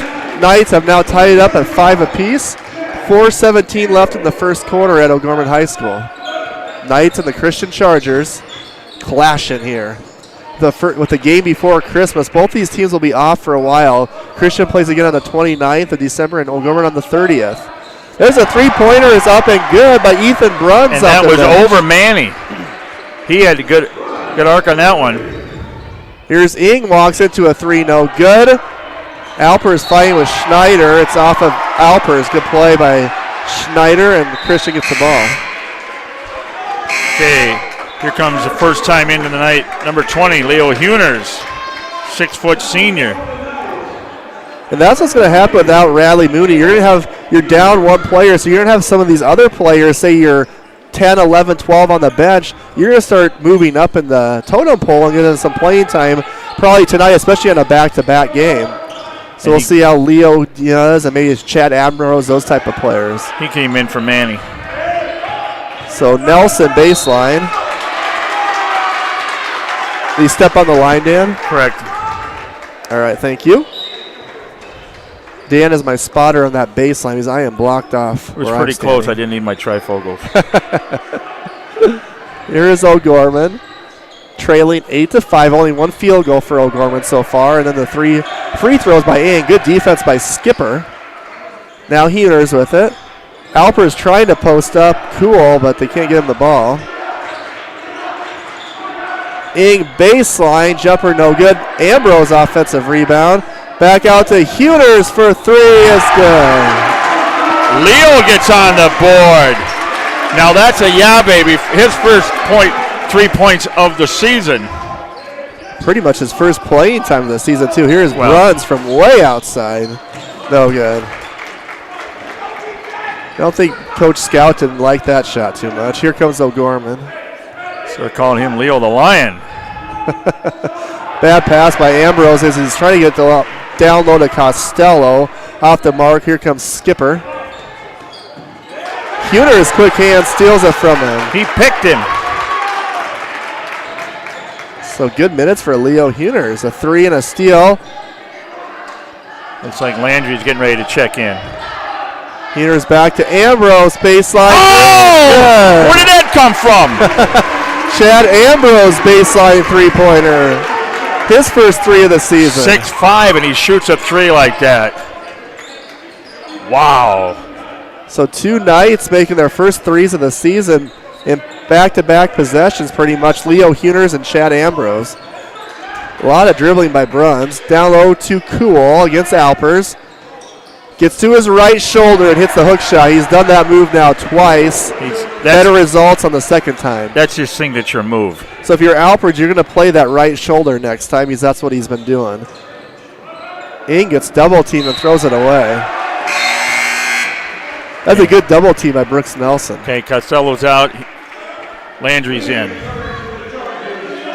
Huners, Ing, Ambrose, Alpers. 11-10, Chargers up, or excuse me, the Knights up 11-10. A minute 28 left in the first quarter. Skipper out to Nelson. Back to Whitty. Cool, the 6'9" kid playing out by the three-point line now. Runs against Landry, spin move, short.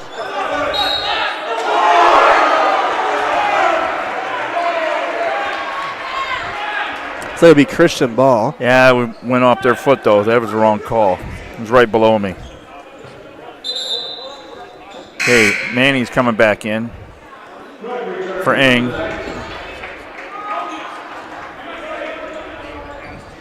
So it'll be Christian possession after the dead ball. Now on to Whitty. Good job by Alpers getting his hands in there. Out to Skipper for 3. Good. Nice play by Christian. Logan Skipper from the baseline hits the 3. Chargers up by 2. Ambrose firing away, no good. Alpers and Manny both fight for it. Ambrose gets it rejected by Cool. Huners fighting for it, and it'll be Knights ball. Okay, Costello's coming back in now. Ing's coming back in now. 39.9 seconds. Alpers and Huners are out. And that's 2 blocks already for 6'9" Nathan Cool. Who he'll go out as Alpers goes out. So here's a Knights. We'll have 30 on the clock. That's a turnover as the pass goes stolen and then thrown off Matt Ing. So Ambrose pass gets tipped and hit off Matt. Give them 1 second difference in game to shot. See if the Knights defense can step up and get a stop here.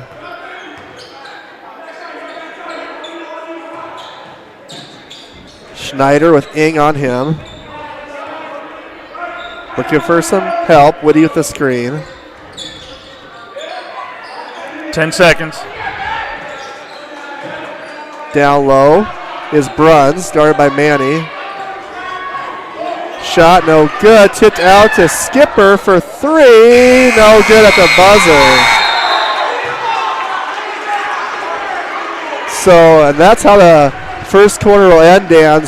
Sioux Falls Christian Chargers, the visitors tonight, up over the Knights 13-11. We'll take a break and we'll be back for the start of the second quarter from Sioux Falls O'Gorman High School. Jardine Construction is a general contractor of custom homes, remodeling, and commercial construction. Jardine Construction works in close cooperation with project owners and customers when developing a plan for a building or home.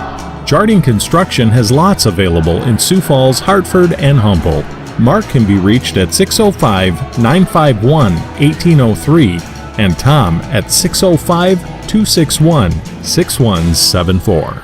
Barnett Vision Clinic in Sioux Falls offers comprehensive eye exams to assess their patients' eye health, including students and young athletes. At At Burnett Vision Clinic, we offer a variety of glasses, contacts, and sunglasses to fit our patients' needs, including brands such as Oakley, Ray-Ban, Nike, Kate Spade, and Nano Vista glasses for kids. Dr. James Barnett is a proud O'Gorman alumni and St. Michael's parishioner. To schedule an appointment, we can be reached at 605-335-7757 or online at barnettvisionclinic.com.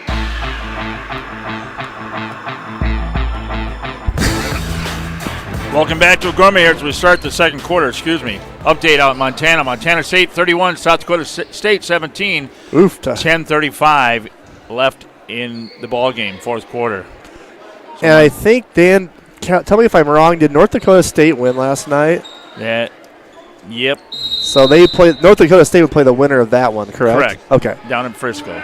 All right, so it's Sioux Falls Christian ball to start the second quarter. The Chargers lead by 2 right now, 13-11. Down low to Skipper, who hit a 3 earlier tonight, to Bruns. Out to Whitty. Brooks Nelson over Manny for 3's. Got it. Brooks Nelson hits the 3. And Manny was in his face, too. That's the second 3 they've hit right over an outstretched arm of Manny Struck. Landry, Ing, Alper, Struck, and Costello, your 5 starters back in the court for O'Gorman. Here is Landry. A little height advantage over Nelson. Nice move by Rush Landry. So that's about 6'5" or 6'2". We'll take that every possession. Rush with his 4th point. Down low is Nelson. Misses a shot. Good little play call, the curl, but it can't connect. Here is Landry. Steps back.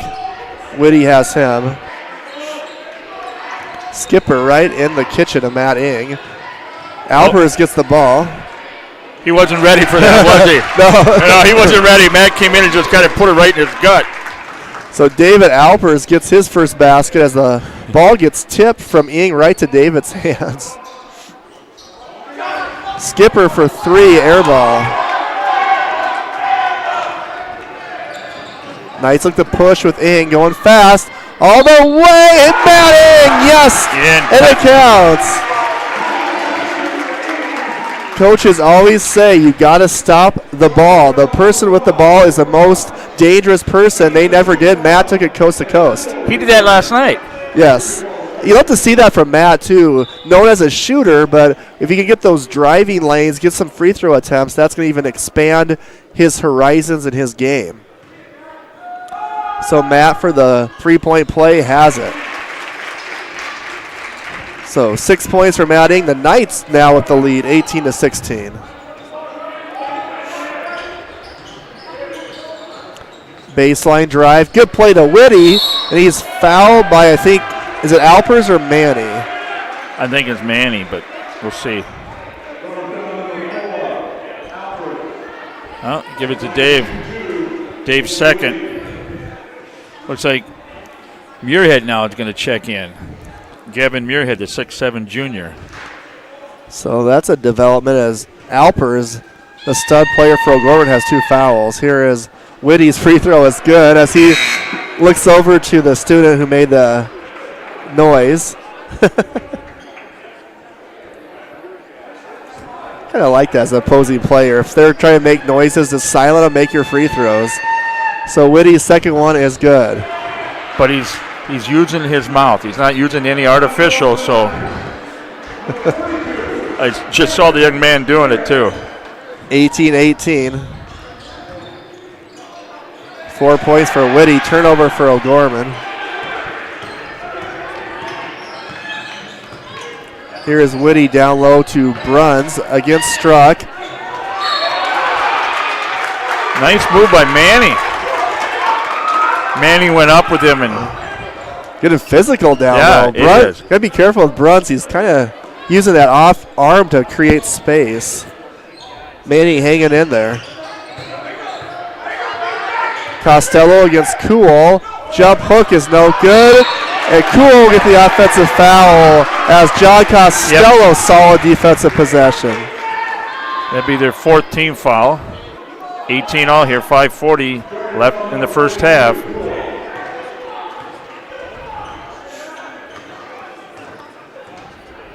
Manny hands it off to Matt Ing. I've really liked the Knights' post defense tonight. Being physical, not fouling. Here is Ing for 3. Oh, that one in and out. He'll get it back from Costello, and Matt Ing will not miss 2 in a row. But give that to Costello on that one. Get the offensive rebound and pop it back out to Matt. That's teamwork, folks. And that's what Christian was concerned about, is those offensive rebounds going to the ball game. Myriad hammers Whitty. Landry goes over. Sportsman picks him up, gives him the hand to get up. I guess if you're going to foul, make it worth it. That was a hard foul by Myriad. But I am impressed with Christian. I mean, I can, state champs last year in A, and they take the ball to the basket. Whitty's free throw is no good.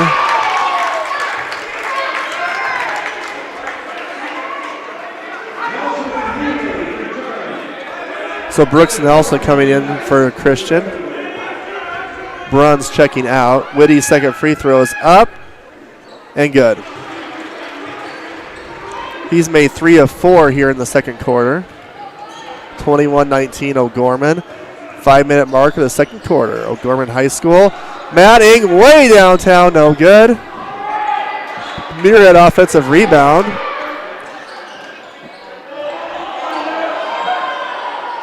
Looking for Costello, didn't find him down low. Moving screen. So foul on the Knights. That was Manny.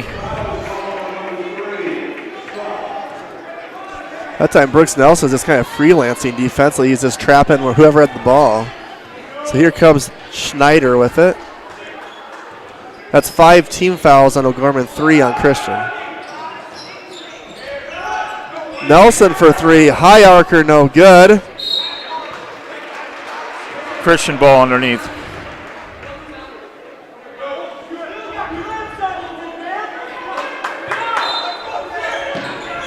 Good cut by Skipper. Got by Leo Huners and scores it. That was a gimme. Little backdoor cut on the out of bounds play. 21-21 now. It's another thing is you don't want to ever get beat on those backdoor cuts if you can help it. Here's Costello. Hook shot is short, follows it up, reverses it in. John Costello with the basket. He's on the board. 23-21 O'Gorman.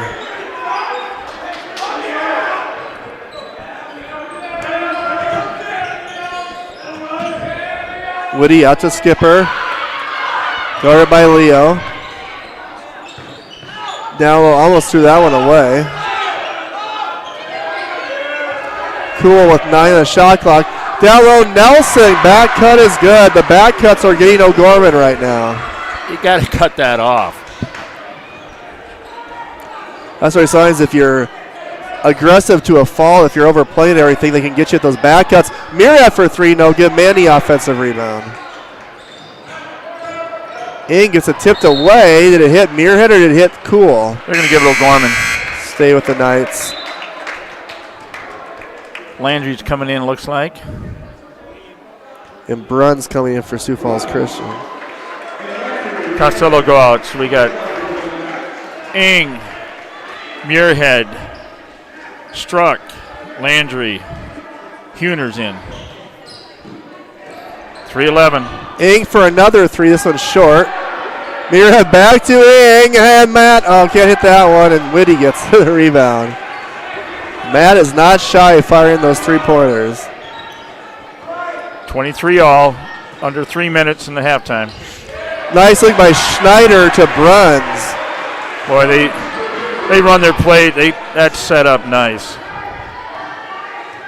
5 points for Bruns. Huners loses it. Here comes Schneider. Trying to find a player, and Bruns gets it, and he's fouled.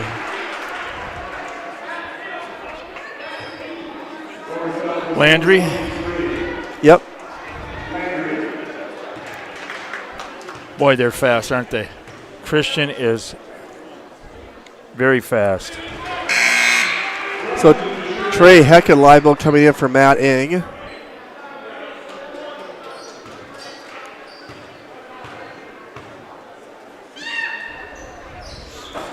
That second free throw is no good. Oh, he gets a foul.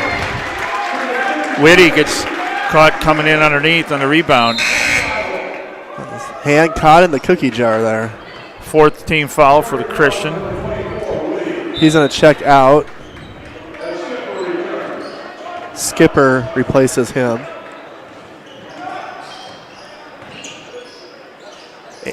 Let's see, Landry, Muirhead, Heckenleibel, Struck, and Huners. This is a combination we haven't seen yet this year on the court right now. Heckenleibel, baseline. He loses it.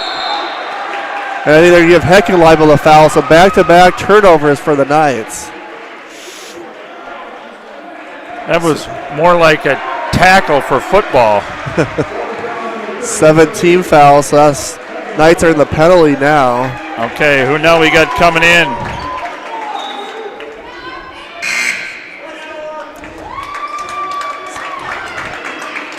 So RP Malchow, number 34, a 6'5 junior center is coming into the ball game for the Knights. RP had a good JV game. Skipper to the free throw line. This is RP's first varsity action ever. Makes the first. So that's 10 players here this first half for the again, Knights. folks, if you're just tuning in, Radley Mooney is not playing today. He's a starting point guard. So that's part of the reason why there are a lot of these new faces we're seeing. Skipper makes them both. 28-23. Chargers on top. 2 minutes to go in the first half. Landry driving in, using his body and his strength to get the basket. So 6 points for Rush Landry. Good strong drive by Rush. Skipper around Heckenleibel scores it. They attack the basket. So that is 9 points for Skipper. Landry trying to answer, misses the long three. Heckenleibel has it back to Manny. To Malchow. No good. Rebound by Brooks Nelson. Good look that time for RP Malchow for the Knights.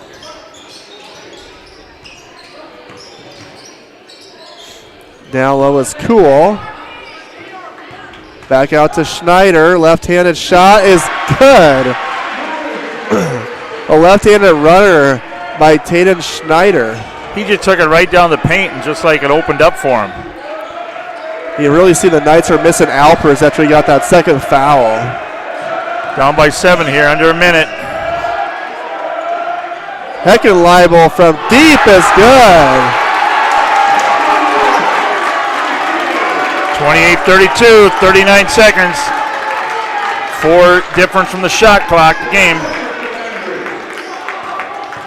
There's Schneider out. Corner is Nelson for 3, no good. And Christian gets the ball. Let's see if they hold for the final shot. So Knights not able to clear out the glass. 14 on the game clock. Now down to 10. Here's Schneider. Guarded by Huners, 8. Makes his drive. Out to Cool for 3. Air ball. Bruns with the rebound, and he is fouled. I think Manny got him. He'll go to the line for 2. And that's Manny's second foul. 1.3 seconds. So Bruns trying to add to a 4-point lead with a couple of free throws here with 1.3 seconds left here in the first half. Makes the first one.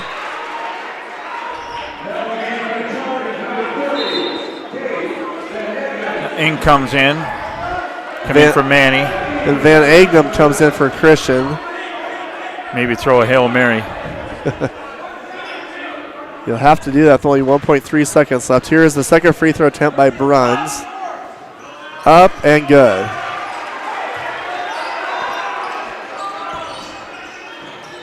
Landry going to inbounds it.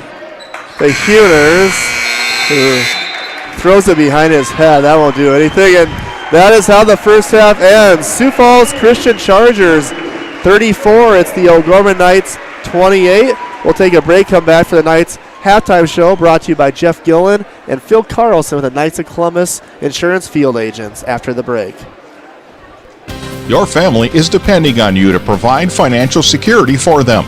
The Knights of Columbus can help you with insurance solutions such as disability income, long-term care, both term and whole life, annuities, retirement, and estate planning services. Join the Knights of Columbus today at kfc.org/join us for access to all these insurance services. Call the BB Agency at 605-882-8689. That's 605-882-8689.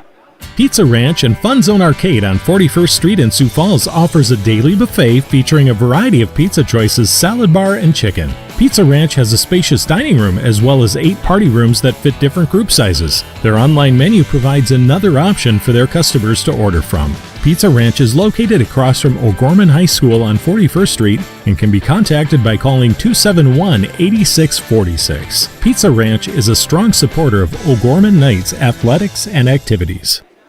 At Guarantee Roofing and Sheet Metal, we are guided by one simple principle. We do what we say we're going to do. We believe in ensuring our customers are happy with the work we deliver. Guarantee Roofing and Sheet Metal was established in Sioux Falls in 1981 and has been involved with installing more than 100 million square feet of commercial roofing across the Midwest. We have worked on businesses including schools, universities, hospitals, churches, and factories. For more information, we can be reached at 605-331-5121 or online at guaranteeroofingsd.com.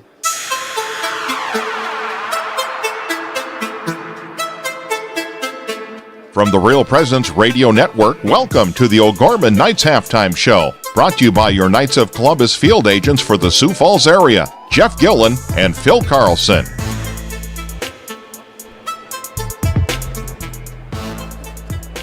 And welcome back to halftime here of Sioux Falls O'Gorman, Sioux Falls Christian City matchup. Knights trail 34-28. Chargers on top here, Brett. I tell you what, Chargers is a physical team, and they take it to the basket.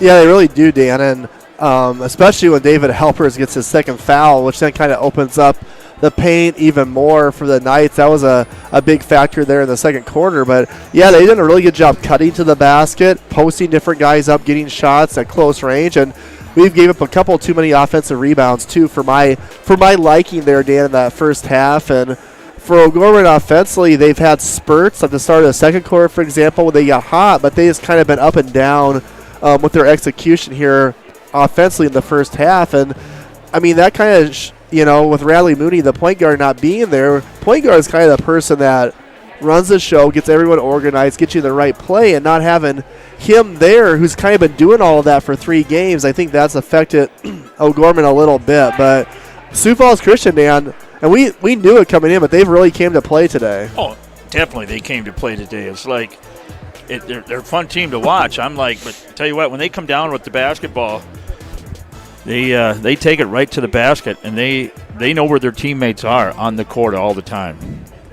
And Skipper leads them with 9. Then Brooks Nelson off the bench has 8. And for O'Gorman, Matt Ing has 9 points, and Rush Landry has 6 points. David Alpers only 2 points, has those 2 fouls. We got to see a couple guys who don't play a lot hit a couple threes, and Leo Huners and Trey Heckenleibel. But, for O'Gorman, I think in the second half, Dan, goes back to defense, trying to keep Sioux Falls Christian out of the paint, holding them to 1 shot, because if you can stop them, then you can kind of get out and run, too, if you want to a little bit. They haven't had that many opportunities, though, when you allow 34 points in the first half. So what's kind of crazy is they allowed 49 points to Jefferson yesterday in the full game, and now they've allowed 34 here in this first half. And how many of those are threes? I'm guessing 6 of those are threes for Sioux Falls Christian. So half of them have got to be threes. Right, and for O'Gorman, too, is if you I think we've settled a little bit too much, Dan, for 3-pointers here in the first half. We haven't been to the free throw line much. You got any free throw stats? Yeah, Ing got 4. Yeah, and one was on the 3-point attempt. Yep. So Matt had those straight 3, and then he had another one, and so yeah, because he had the and one. So yep. So only 4 free throw attempts in the first half, which is not very many. Meaning you need to drive to the basket a little bit more, be more aggressive. Because I think Coach Roby's probably telling his boys at halftime is Christian was the more aggressive team in the first half. That can't happen in the second half. No, it can't. So coming up next, Inside O'Gorman segment, we'll let you know what's going on with O'Gorman activities coming up here this next week and over the Christmas break. You're listening to Gorman Basketball on Real Presence Radio. Sioux Equipment Company can fix, sell, and repair gas pumps, tanks, and air compressors. They offer sales and services for lifts, signs, decals, and tank truck equipment in Sioux Falls and the surrounding areas. Sioux Equipment Company is located at 1310 East 39th Street in Sioux Falls, just off of East Benson Road. They can be reached by calling 605-334-1653. Again, that number is 605-334-1653. Pre-planning a funeral is a wonderful gift for families. I'm David Lewis of Barnett Lewis Funeral Home, a family-owned and operated service to the community. Our goal is to make arrangements with families comfortable when they decide what their wishes are for funeral services. I will listen to all needs and offer choices for funeral arrangements and make sure all questions are answered. Barnett Lewis Funeral Home can be contacted at 336-0707 or by going to barnettlewis.com.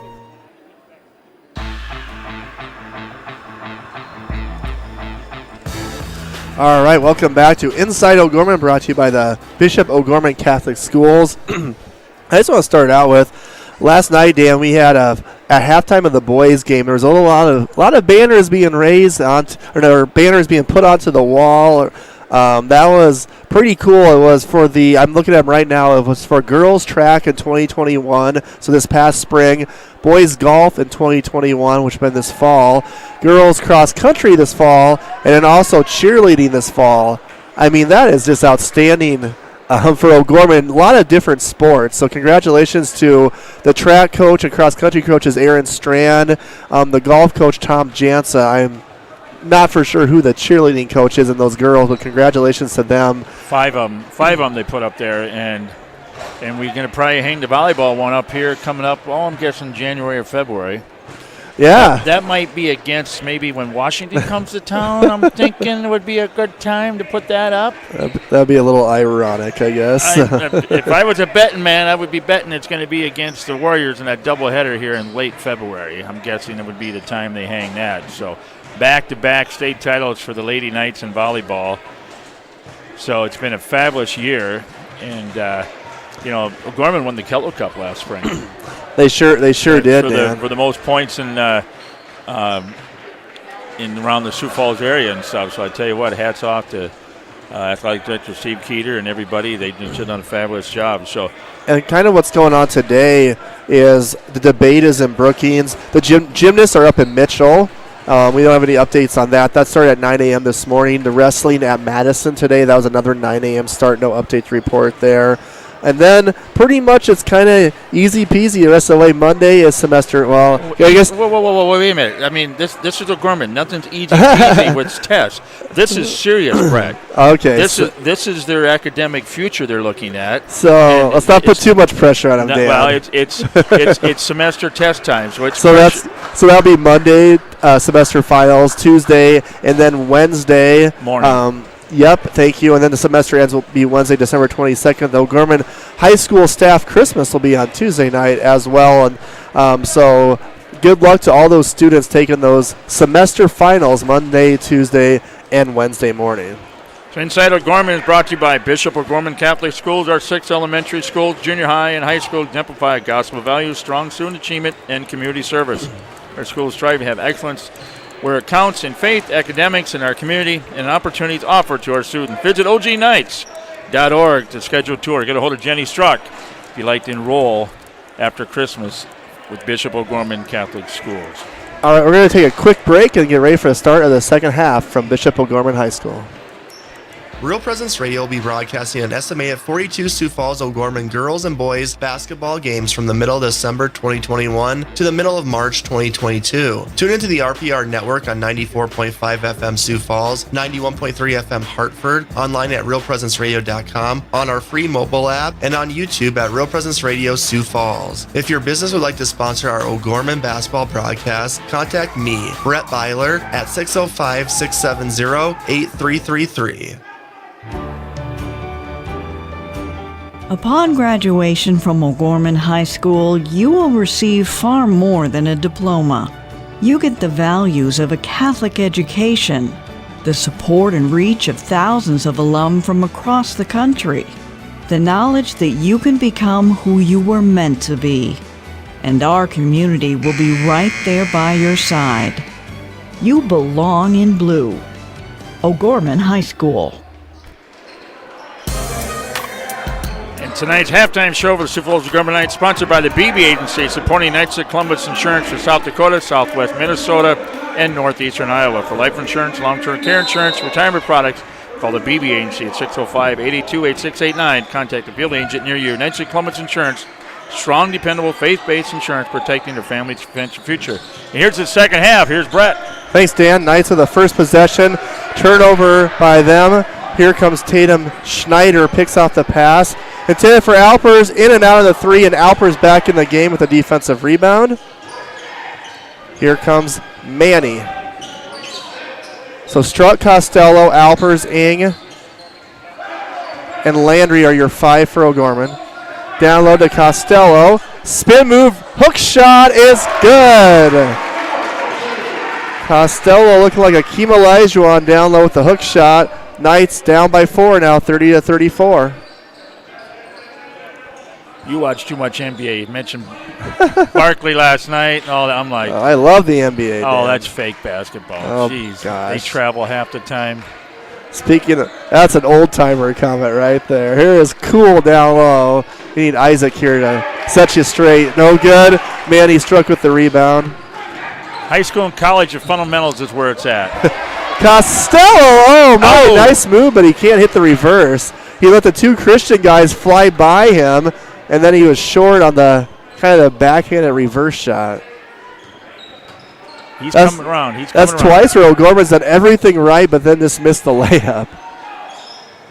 Kick ball by John.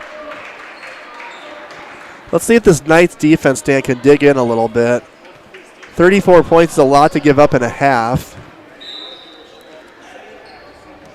So Christian with the ball. Going to lob it down low to Cool against Alpers and his 2 fouls. Hook shot is short. David kind of let off there, didn't he?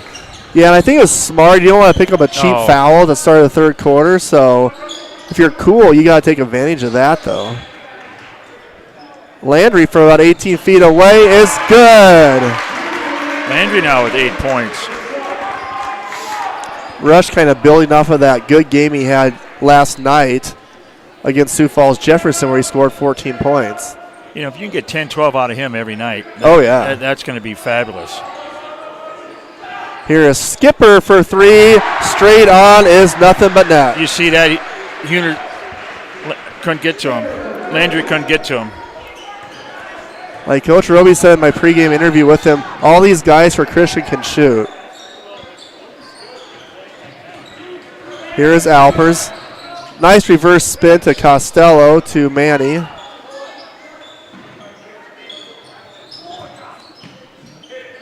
Here is Struck for 3 is short. Alpers fighting for the rebound, gets it. Cool rejects Landry. Oh. Look at that. Right down. Skipper to Schneider. So the defense of Cool leads to a layup on the other end with Schneider, who now has 7. It took him, 2 seconds to get down there? Ing driving baseline, getting the foul called. Boy, Christian was quick. That transition, they get back fast. They know to take it to the hoop. So Leo Huners and Gavin Muirhead coming in for Struck and Costello. They got to be tired.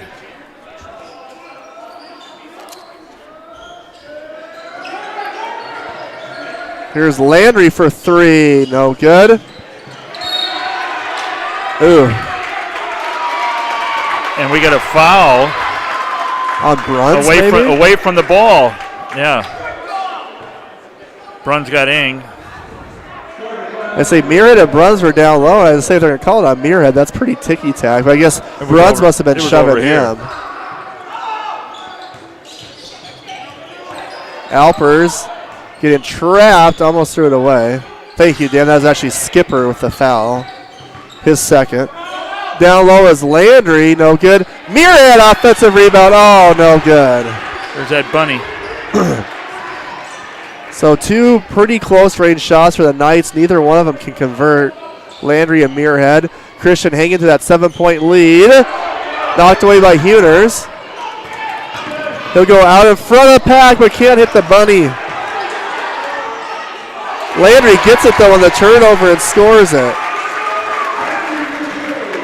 Nice to follow the ball. Landry follow the trail. He's the trailer there. That's why you never want to give up on a play or assume someone's going to make an easy layup. Bruns, dangerous dribbling. Muirhead fighting for it. It's off Muirhead. Manny's coming in. Costello's coming back in. Alpers goes out. Ing goes out. 6-5 advantage O'Gorman here in the first 4 minutes of the third quarter. Score is now 5, 39-34. Christian leading. Cool's hook shot is no good. Huners at the box out.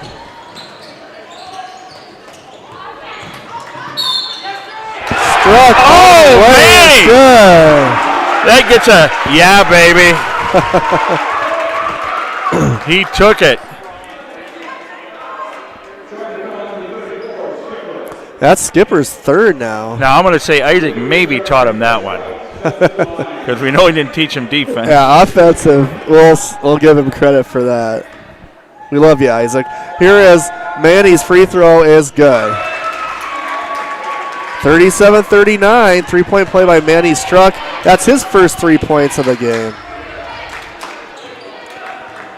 A little defense chant by the student section, but died out quickly. I like to see them get a little bit louder here in this close game. Here is Whitty. Now let it cool. Schneider thought about the 3, does not take it. Floater, high arcing shot, no good. And Manny rebounds it. To protect the ball. Just about lost it there.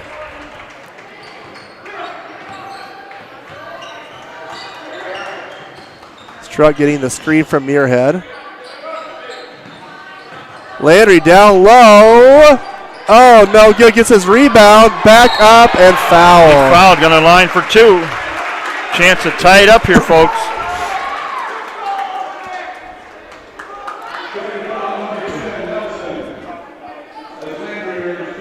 So that's the size of Struck, and Landry down low just out-fighting Christian that time. And Landry's free throw is short. So Knights have not been to the line much here in the game. Landry misses that one. Third player to the line for the Knights, and that's it. So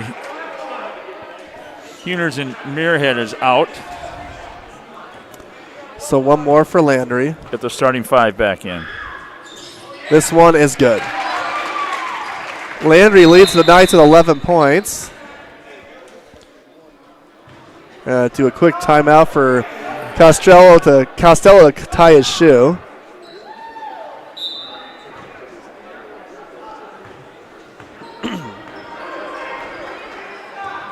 So it's Ing, Costello, Landry, Alpers, and Struck on the court for the Knights. Schneider to Nelson. Down low is Bruns posting up Manny.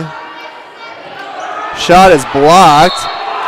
Oh, and Nelson gets the offensive rebound. It wasn't boxed out, and he'll go to the line.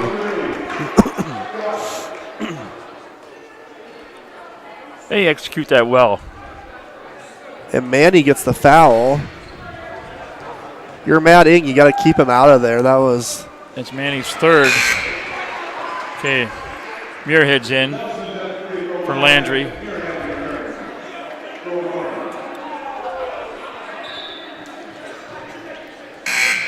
Huners now coming in for Manny. So one more free throw for Nelson. In and out. Alpers with the rebound.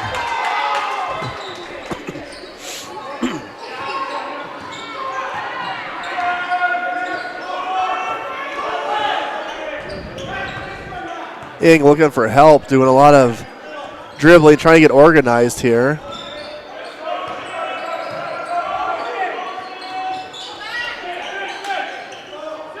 Kind of a discombobulated possession for O'Gorman. Down low is Alpers, and he scores Nice it. What NBA players that look like shooting at? Say Carl Anthony Towns for the Timberwolves. Here is the tie game at 40. And Knights got what they wanted. They got Alpers isolated. It only took him about 25 seconds to do it. And Alpers steals it and then gets fouled, Brett.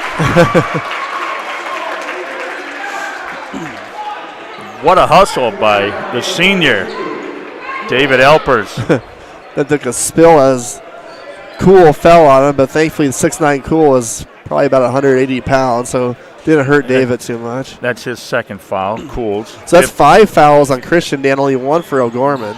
Something to monitor as we get later into the fourth quarter. Here is Eng baseline, cut off.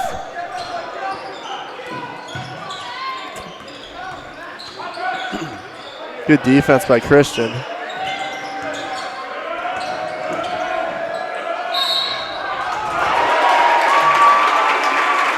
What are we going to call?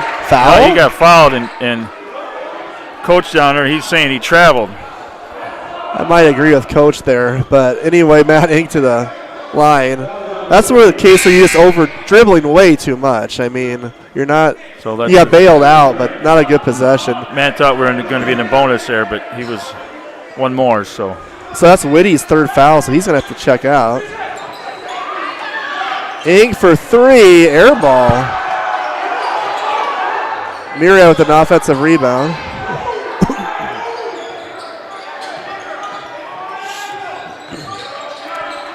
Light's looking for Alpers down low. Can't get it to him. Timeout Roby there. A little miscommunication on the Knights. He's going to take a 30. We're going to take a quick 30 as well. Real Presence Radio is available on Google Assistant devices, including Google Home, phones, tablets, and smart displays. To start this action, say something like, "Okay, Google, talk to Real Presence Radio." It will then ask what station you want to play, to which you can respond, "Play Sioux Falls," or "Play AM 970," or "Play WWEN." From there, you can use words like play, pause, and stop. Listen to RPR anytime, anywhere on Google Assistant devices.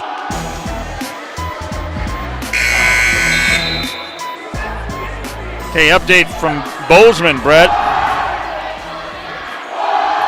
Montana State 31, South Dakota State 17. So it'll be Montana State versus North Dakota State down in Frisco, Texas here in January for the FCS Championship.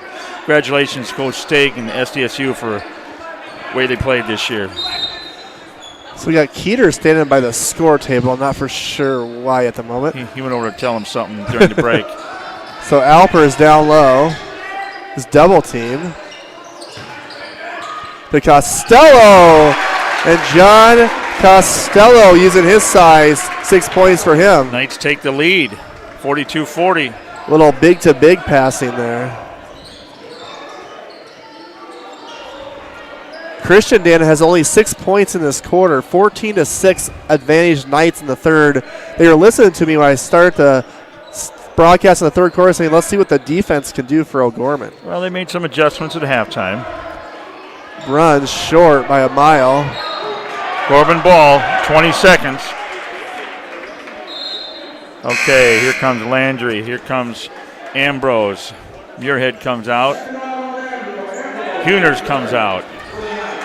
Costello, Ing, Heckenleibel, Elpers. So you're getting more offense on the court here, more Ambrose. spacing. Yep. 15 seconds left, Ing with it. Guarded by Nelson. Ing all the way to Heckenleibel, no good. Alpers fighting for it. Wild shot, no good. Bruns will fire it.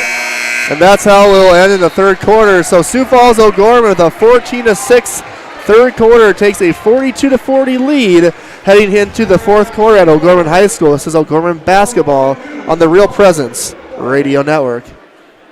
J&J Caseworks and Closets and More is a proud sponsor of the O'Gorman Knights. Following the same rich, winning tradition, family, and Christian values, J&J Caseworks strives to create a work environment to call home. Family-owned and operated, J&J Caseworks has several full-time positions available. Our team members pursue career goals, learn new skills, and get the recognition they deserve. To set up an appointment, J&J Caseworks can be reached at 605-332-0805 or email jobs@jmjcaseworks.com. Go Knights! At Guarantee Roofing and Sheet Metal, we are guided by one simple principle. We do what we say we're going to do. We believe in ensuring our customers are happy with the work we deliver. Guarantee Roofing and Sheet Metal was established in Sioux Falls in 1981 and has been involved with installing more than 100 million square feet of commercial roofing across the Midwest. We have worked on businesses including schools, universities, hospitals, churches, and factories. For more information, we can be reached at 605-331-5121 or online at guaranteeroofingsd.com.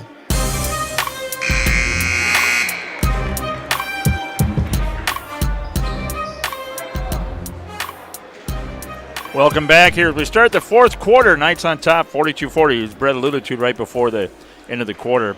14-6 run by the Knights here in the third. So can they keep up that defense and with this lead as we wait for the TV timeout to come back to start this fourth quarter? Now they're ready. So it'll be Ing and Costello, Struck, Landry, and Alpers, the 5 starters for O'Gorman on the court. Knights defense has been terrific so far in the second half. Skipper lost it. Thought he was fouled. Alpers to Landry. And Rush Landry will get the rebound or get the basket. There's that wide receiver going out, taking a slant. So I think that's 11 for Landry. That's a block shot by Struck. Here comes O'Gorman. 2 straight turnovers by Christian. Can they? Ing for 3 is short. Struck fighting for scores. And we want a full timeout by Sioux Falls Christian.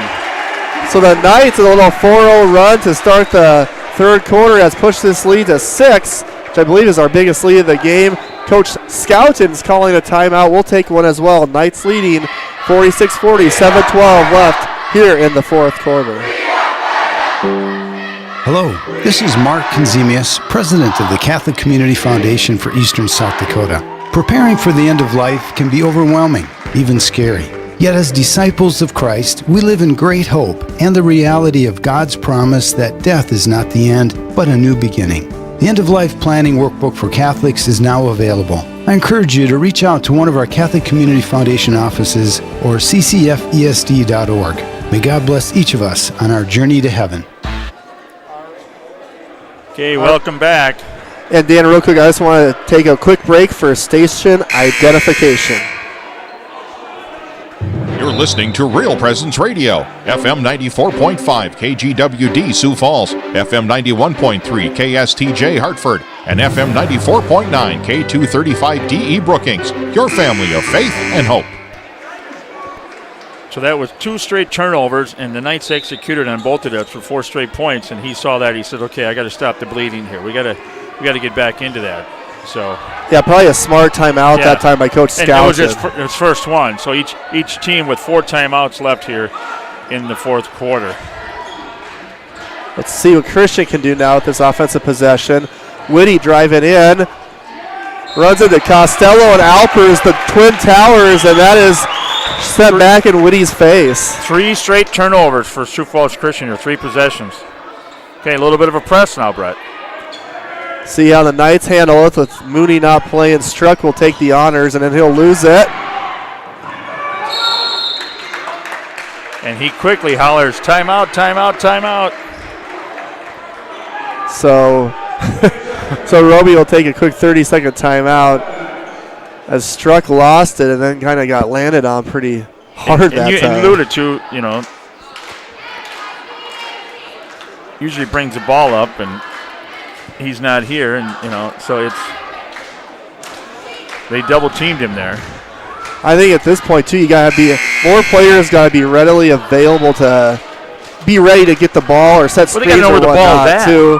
because I don't think you just rely on Manny here for this last 6:43 to break it by himself. So that's really not his game. So we'll see if Christian will keep this press on, which I would say he should. Try to come back down by 6. Well, if they can keep the press and execute it and cause turnovers and execute on the points, it's going to work for them. Now look at this set here.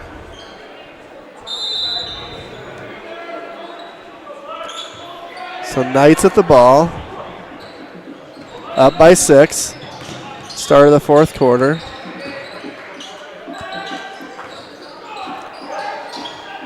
Christian in a man-to-man defense. Landry driving in. A nice play by Whitty, who steals it from him.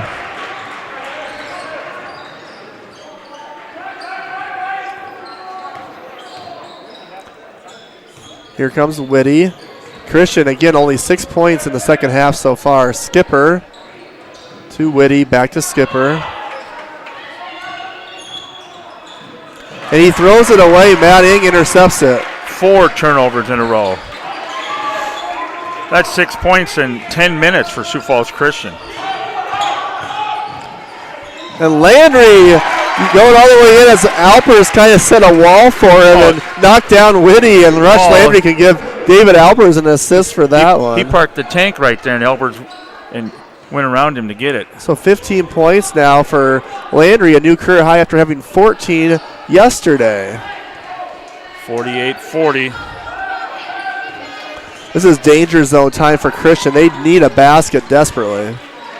Cool, down low against Costello. He gets fouled. Yep. Kind of a low release. As a post player, you're always taught to keep the ball up high, and he's 6'9", but when you're bringing the ball down low, that allows guys shorter than you to poke it away or block it. It's a little fundamental thing for him. So Cool to the line, 2 shots. Misses that one. That's Costello's second foul, second team foul for O'Gorman. Got Alpers, Struck, Ing, Huners, Costello in for the Knights. 5:21, Knights up by 8. Cool makes the second one, so they're finally on the board here in the fourth quarter. Almost 11 minutes. They scored 7 points in 11 minutes. Alpers down low, using the left hand and scores it. Yes. So that's 6 points for Alpers. Either call Matt Ing with the foul on the drive by Schneider. Matt's first. Third team foul. So next foul for Christian, O'Gorman will go to the line. Get it inbounds to Nelson, back to Bruns. Bruns over to Skipper, who has 12, but he hasn't scored since the beginning of the third quarter. He dribbles in, and is it going to be on Alpers or Landry? On Landry. His second. Skipper initiating most of that contact, but they're going to give him the benefit of the doubt, makes the free throw. Here comes in Huners for Ing.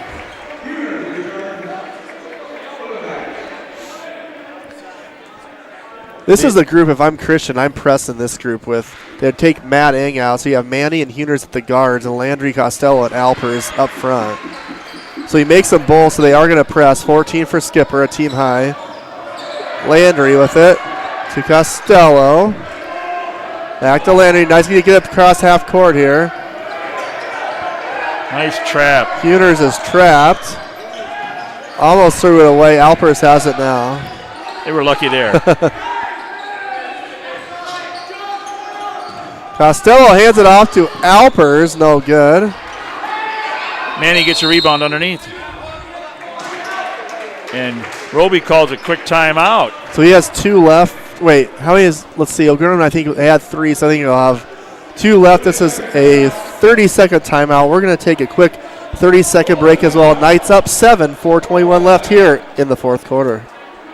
Real Presence Radio will be broadcasting an estimated 42 Sioux Falls O'Gorman girls and boys basketball games from the middle of December 2021 to the middle of March 2022. Tune into the RPR network on 94.5 FM Sioux Falls, 91.3 FM Hartford, online at realpresenceradio.com, on our free mobile app, and on YouTube at Real Presence Radio Sioux Falls. If your business would like to sponsor our O'Gorman basketball broadcast, contact me, Brett Byler, at 605-670-8333.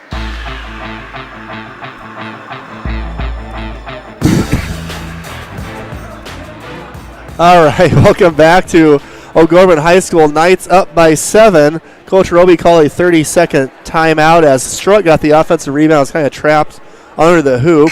O'Gorman, like I said, Dan, has 2 timeouts left, 4 for Sioux Falls Christian. Excuse me, coughing there. This game's getting you all choked up.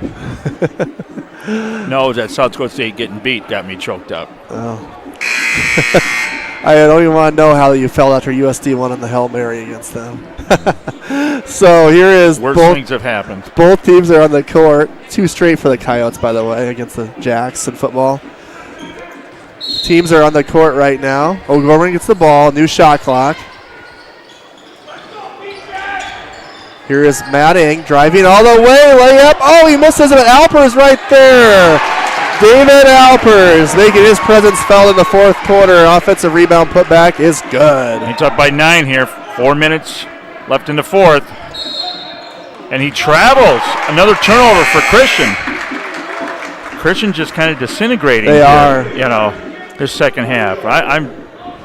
That's a heck of a team. I'm impressed with them, but this second half is kind of. And they played last night like us too, Dan. So I wonder if they're getting a little bit wore out by just playing a physical AA team like O'Gorman after having to play last night.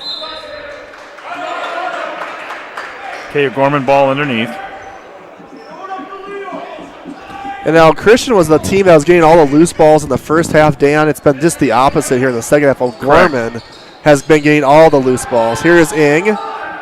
Knights up 9, 52-43, 3:51 left.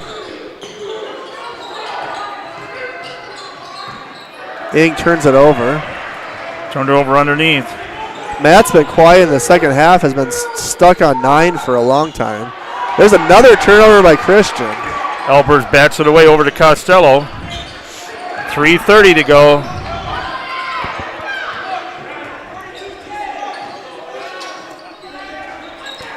Landry against Whitty down low.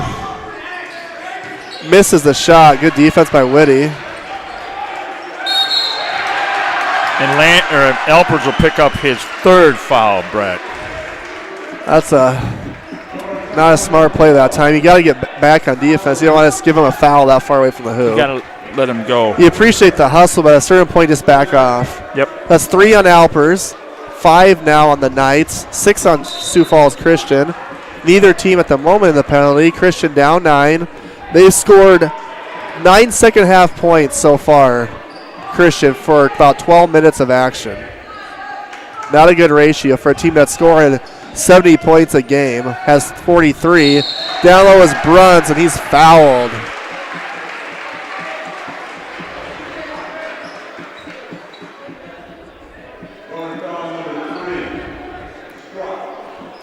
So that's Manny's 4th, something to watch. We'll see if Roby will keep him in or take him out. I think, at 3 minutes left, you just keep him in.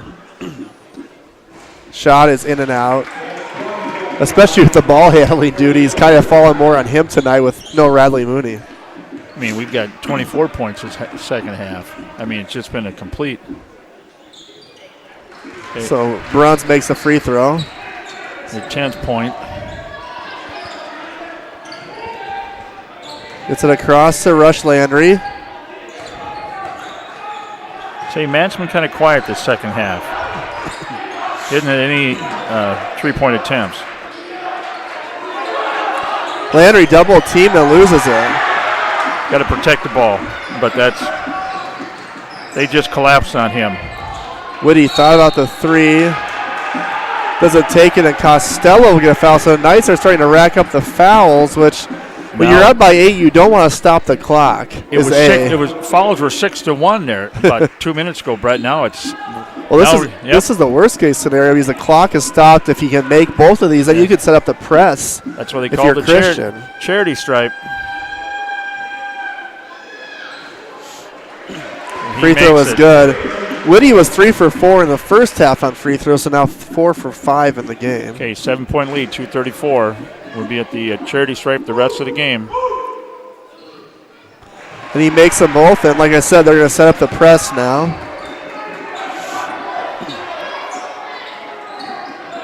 Let's go. Ing breaks it to Manny. Costello can't hit the layup. Alper's fighting for it. What do we got, Dan? Christian a timeout? I believe so. So Costello missed kind of a layup, and then the ball got loose, and Landry and Whitty ran into each other. The ball was on the floor, and they're going to give Sioux Falls Christian a timeout out of all of that. They'll have the ball right in front of the Gorman bench. Kind of a little scrum that time, like rugby. Well, I thought maybe they were going to get David for the... Yeah, that was close because he came in hard and kind of knocked off the Christian guy. Yeah, I thought he was going to get his 4th foul. So if you're Sioux Falls Christian right now, boy, you would love to get a 3 here to make it a 1-possession game, but a 2 would do as well. Knights are in the penalty, so if I'm Christian, I'm driving the hoop trying to get either Manny, who has 4 fouls out of there, or Alpers has 3? Or does he have 4? No, he's got 3. Manny has 4. The Costello has 3. Yeah. Like you alluded to, they've been fouling here the last couple of minutes. We only had 1 the whole third quarter now. 2:14. Knights up by 6. 2-possession game. Here is Cool with it. Download to Bruns, posting up Struck with those 4 fouls. He's going to go in and misses the shot. Manny is straight up. He gets fouled. Alpers with the rebound. He gets fouled. Able to go to the line. And Manny basically is allowed to have a layup. I think you get used to the contest where you rush the shot, which is what Bruns did and missed it. And now Alpers to the line. That's the 2nd foul on Bruns. Alpers will have a 1-and-1.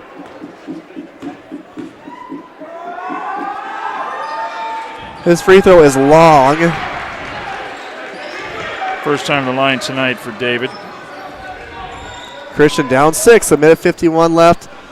Schneider with it down low in the corner is Nelson. The Whitty driving against Costello. Wild shot, and there's Mr. Alpers again with another rebound.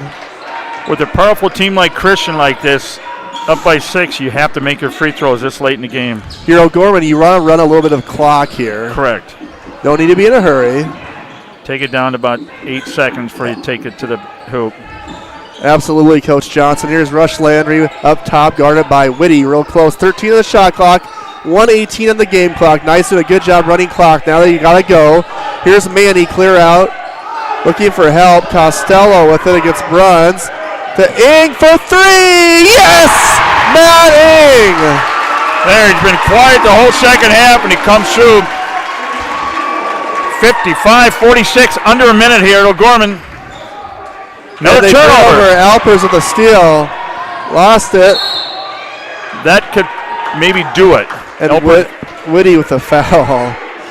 That's the thing, too, when you run the clock down. Christian played 31 seconds of terrific defense, and then Matt Ing's guy, for some reason, came off of him.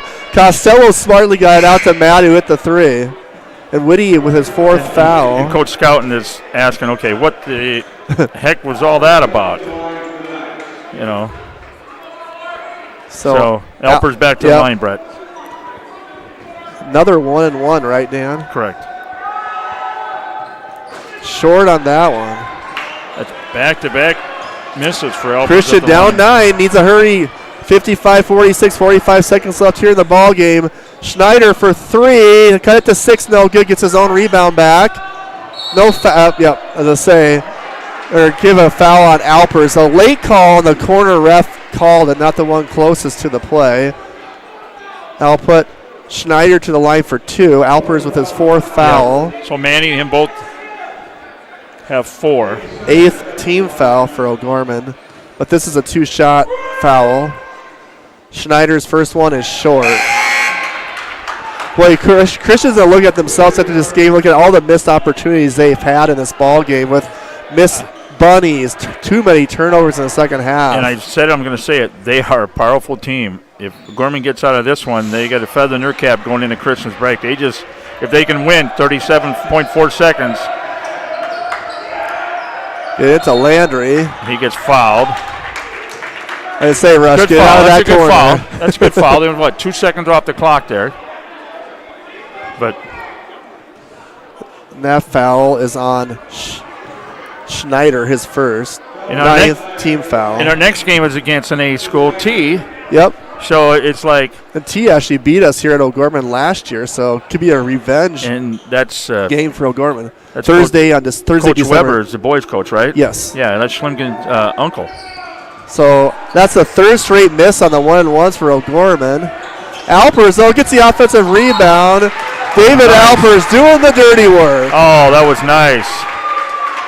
He down and threw the ball back. Ing got it. Now he's going to go to the line for a 1-and-1. Manny, double now.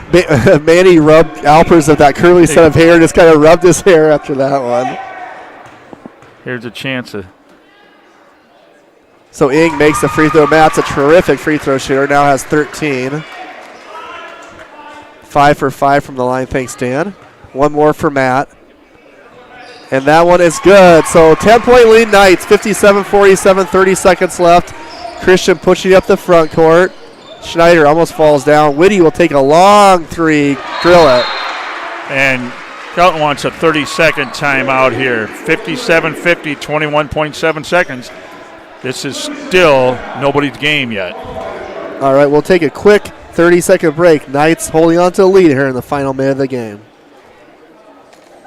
Real Presence Radio is available on Alexa-enabled devices, including Amazon Echo, phones, tablets, and smart displays. To enable the skill, just say, Alexa, enable Real Presence Radio. To listen, say something like, Alexa, open Real Presence Radio. It will then ask what station you want to play, to which you can respond, play Sioux Falls, or play AM 970, or play WWEN. From there, you can use commands like play, pause, and stop. Listen to RPR anytime, anywhere on Alexa-enabled devices.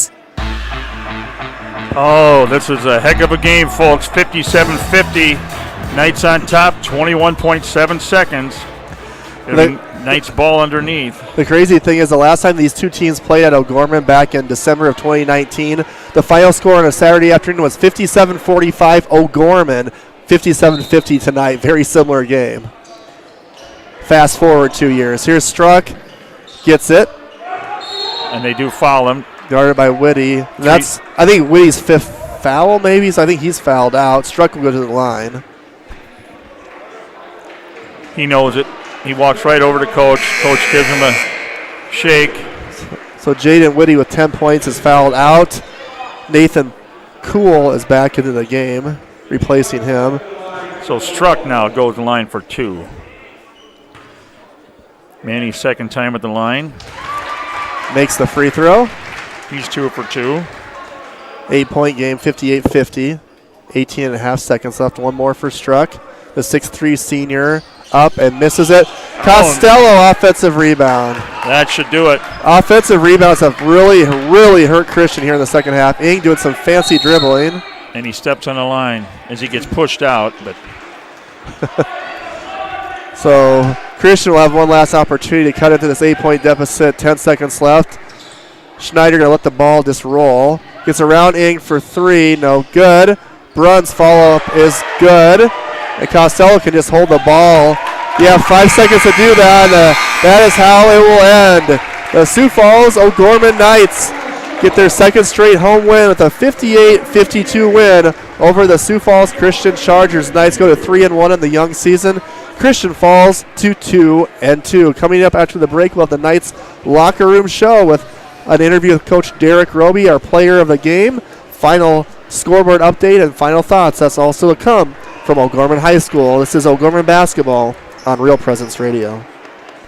Your family is depending on you to provide financial security for them. The Knights of Columbus can help you with insurance solutions such as disability income, long-term care, both term and whole life, annuities, retirement, and estate planning services. Join the Knights of Columbus today at kfc.org/join us for access to all these insurance services. Call the BB Agency at 605-882-8689. That's 605-882-8689. At Guarantee Roofing and Sheet Metal, we are guided by one simple principle. We do what we say we're going to do. We believe in ensuring our customers are happy with the work we deliver. Guarantee Roofing and Sheet Metal was established in Sioux Falls in 1981 and has been involved with installing more than 100 million square feet of commercial roofing across the Midwest. We have worked on businesses including schools, universities, hospitals, churches, and factories. For more information, we can be reached at 605-331-5121 or online at guaranteeroofingsd.com. Imagine a place where your child is always welcome, where faith and education go hand in hand, and character is developed through perseverance and service, ensuring a love of learning and a compassion for others, built on a foundation of Catholic values, where faith is not only talked about, but lived. Bishop O'Gorman Catholic Schools, where you belong.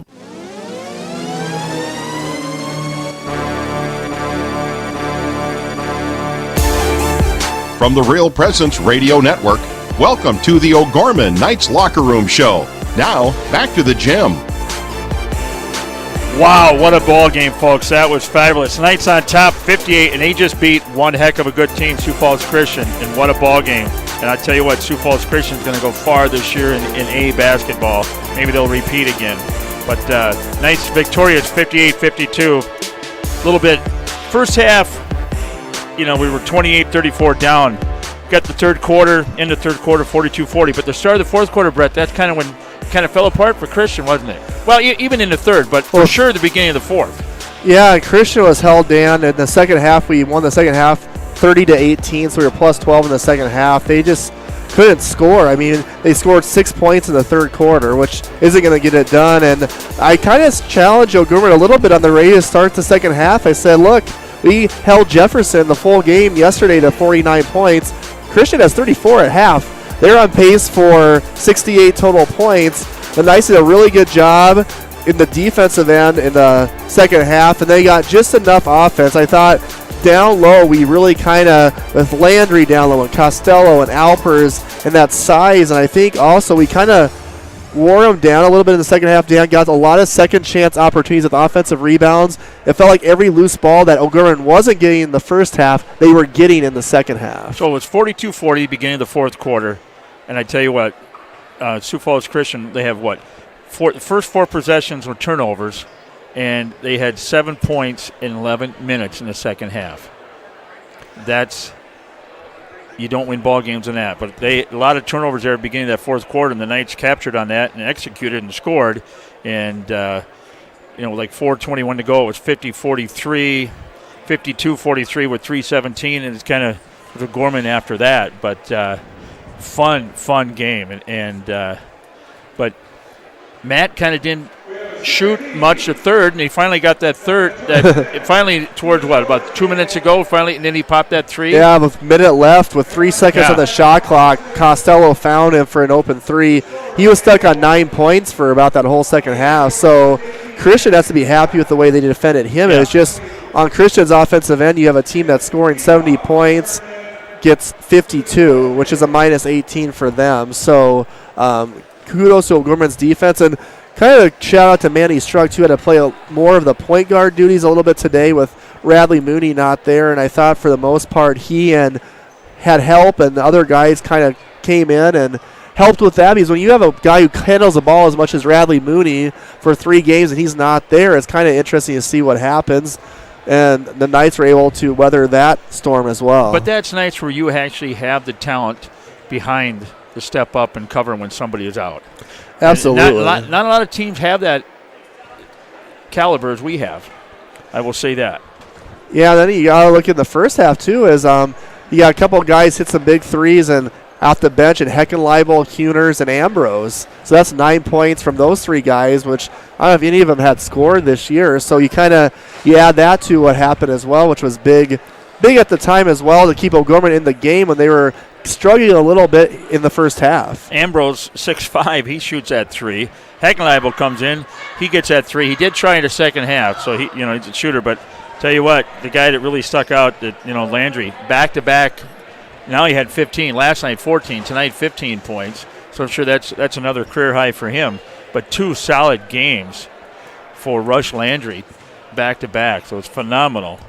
But now we take a break. We have about a week and a half off, and so it's going to be interesting what's going to happen. And after that, it's go. It's all January and February basketball. It's 2 or 3 games a week. So it goes all the way to March, and we'll take you to March to St. Patty's Day out here to the Denny for the state tournament, and hopefully we're there. But. All right, so we're going to take a break. O'Gorman, again, victorious in boys action tonight, 58-52 over Sioux Falls Christian. We're going to continue the Knights Locker Room Show on the Real Presence Radio Network.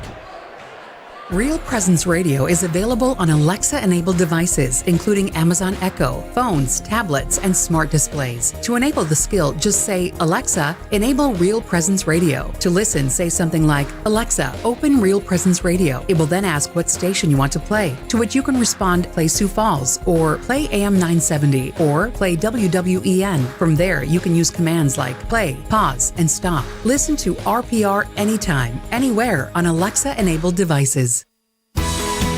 Hi, this is Mark Holcraft. And this is Dr. Joseph Holcraft.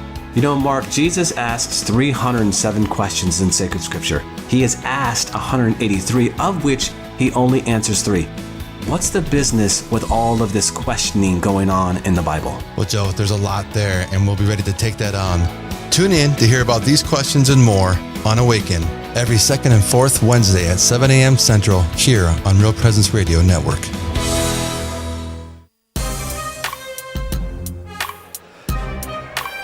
All right, welcome back to the Knights Locker Room Show. The Knights victorious tonight, 58-52 over Sioux Falls Christian Chargers. The Christian Chargers at 2-2 on the season. They're a team that won the Class A state championship last year. A team to be reckoned with in Class A, and it's always kind of fun to see the interclass matchups with A's playing double A's and vice versa, B's playing A's, and it's kind of a measuring stick game for Christian probably to see where they're at right now in the landscape, and for O'Gorman as well. So as we wait for Coach Derek Roby, I think we're going to do our player of the game segment right now, and I'm going to pat myself on the shoulder here now because my pick to click, Mr. Rush Landry, that's who I'm going to give it to unless Dan has any objections. Rush had a career-high 15 points tonight. Solid down low in the post, scoring, good defense, good offensive rebounding, and he's really, Dan, the last 2 games has combined for 29 points.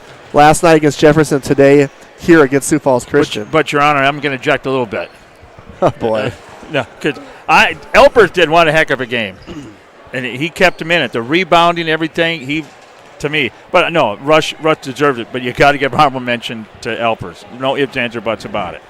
All right, I got to get my plug in there for that. So Rush Landry with his 15 points is our Knights player of the game. Tonight's Sioux Falls O'Gorman Knights player of the game was brought to you by Pizza Ranch and Fun Zone Arcade on 41st Street, kitty corner here from O'Gorman High School. Pizza Ranch has a daily buffet and a fun zone for the kids to play in. Pizza Ranch can be reached by calling 271-8646. Pizza Ranch, a proud sponsor of the Knights of the O'Gorman Knights player of the game. All right, thanks a lot, Dan Johnson. We're going to take a break. We'll either have Coach Roby or we'll have a scoreboard update. If you stay with us for 60 more seconds, you will find out on the Real Presence Radio Network.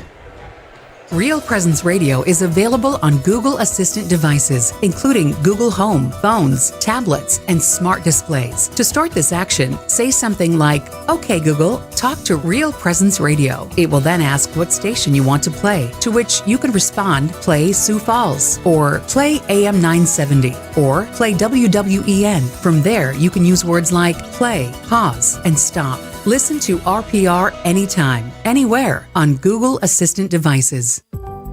Early in his time as the new bishop of the Diocese of Sioux Falls, Bishop Donald DeGrood sensed in prayer the vision that the Lord has for the diocese in our time: lifelong Catholic missionary discipleship through God's love.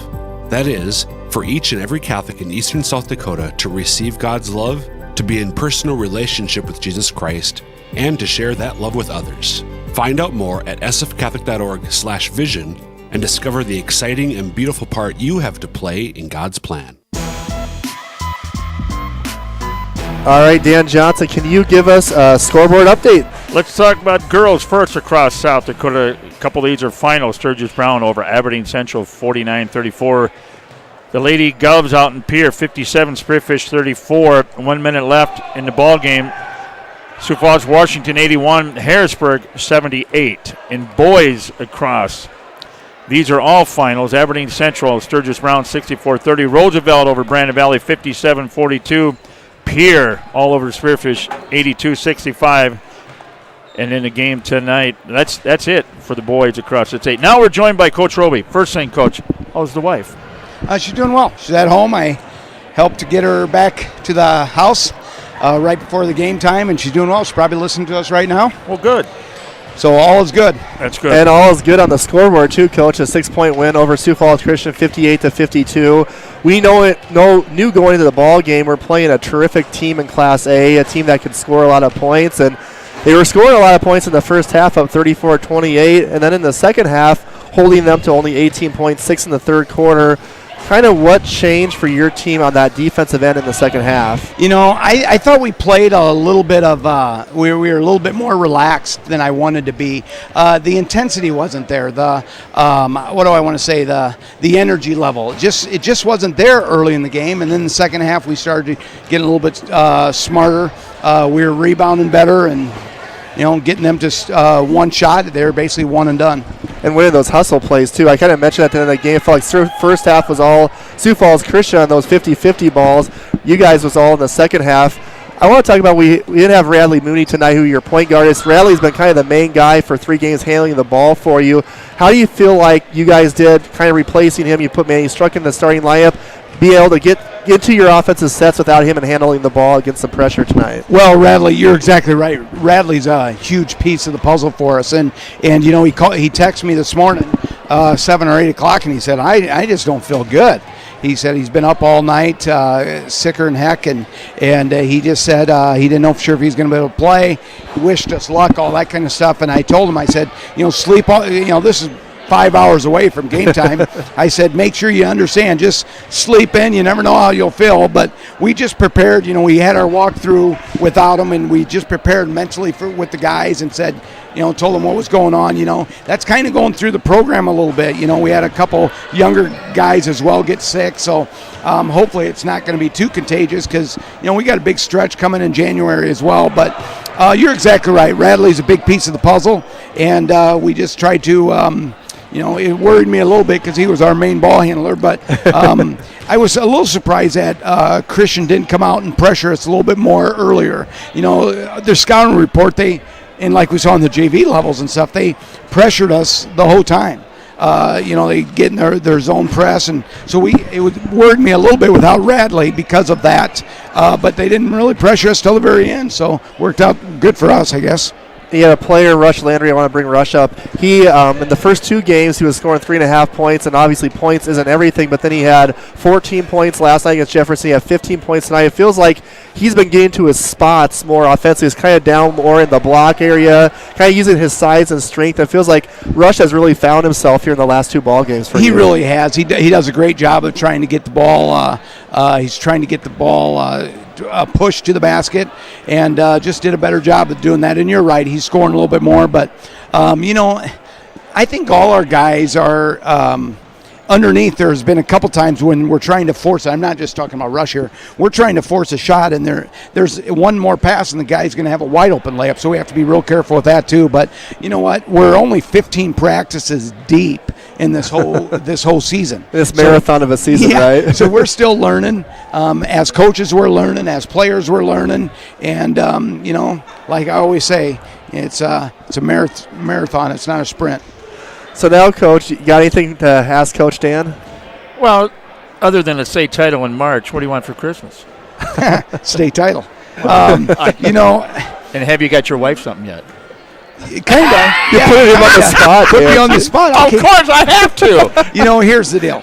I knew that was coming. Here's the deal. You know me well enough I know. where I'm at an age where I don't need anything. I don't care about anything in that regards.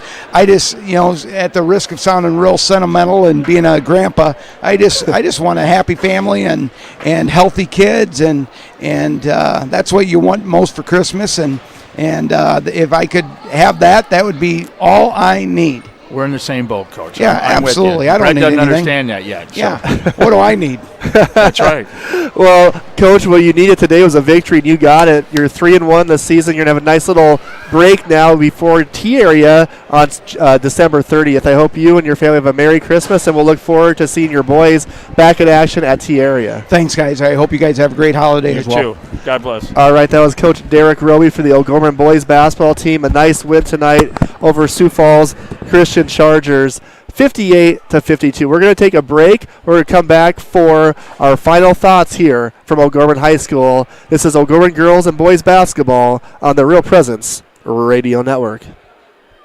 Real Presence Radio will be broadcasting an estimated 42 Sioux Falls O'Gorman girls and boys basketball games from the middle of December 2021 to the middle of March 2022. Tune into the RPR network on 94.5 FM Sioux Falls, 91.3 FM Hartford, online at realpresenceradio.com, on our free mobile app, and on YouTube at Real Presence Radio Sioux Falls. If your business would like to sponsor our O'Gorman basketball broadcast, contact me, Brett Byler, at 605-670-8333.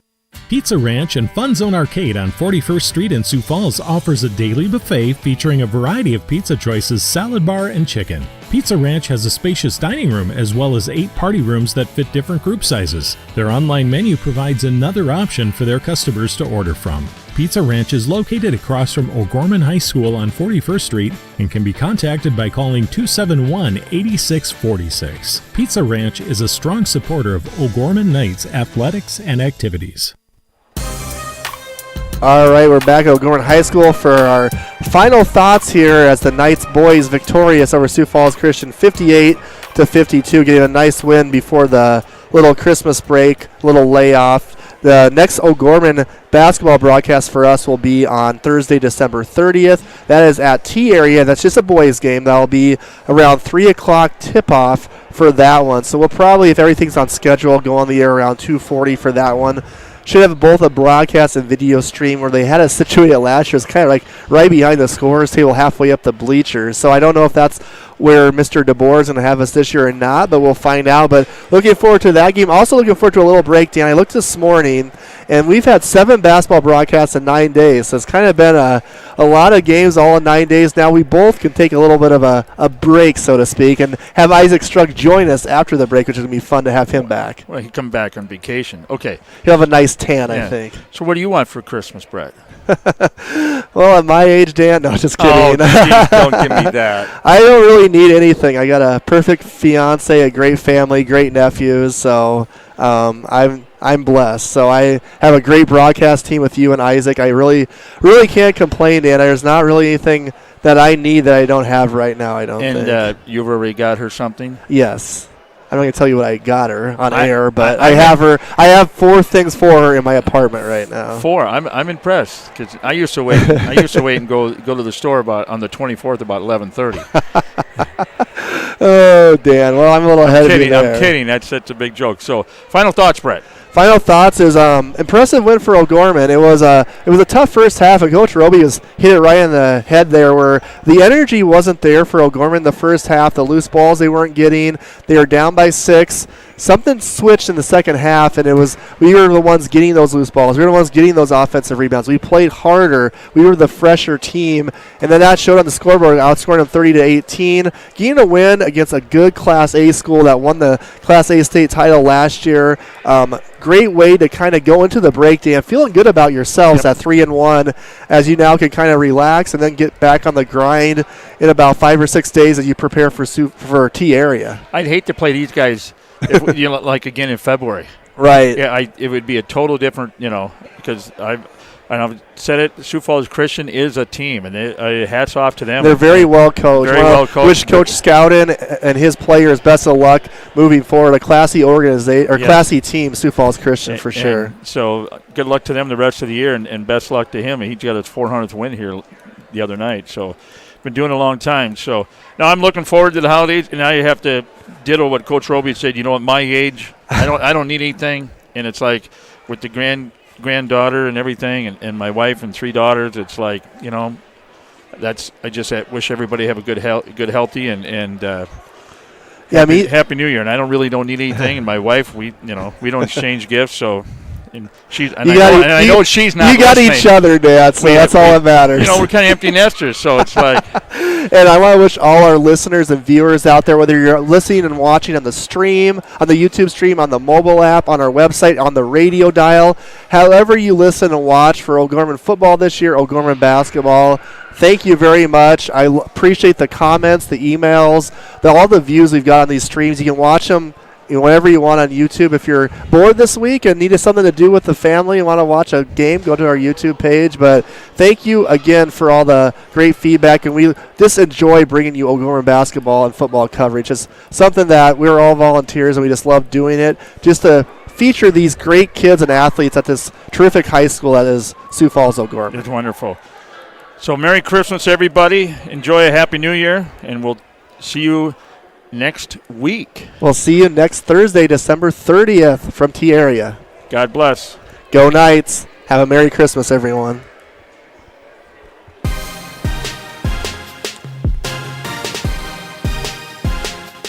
From the Real Presence Radio Network, O'Gorman Knights basketball has been brought to you in part by Catholic Family Services, Catholic Community Foundation of Eastern South Dakota, Jardine Construction, Barnett Vision Clinic, Bishop O'Gorman Catholic Schools, Sioux Equipment Company, Closets and More and JMJ Caseworks, the BB Agency, Knights of Columbus Insurance, Pizza Ranch and Fun Zone Arcade on 41st Street, Guarantee Roofing and Sheet Metal, and Barnett Lewis Funeral Home. The preceding O'Gorman Knights activity has been a special presentation of the Real Presence Radio Network.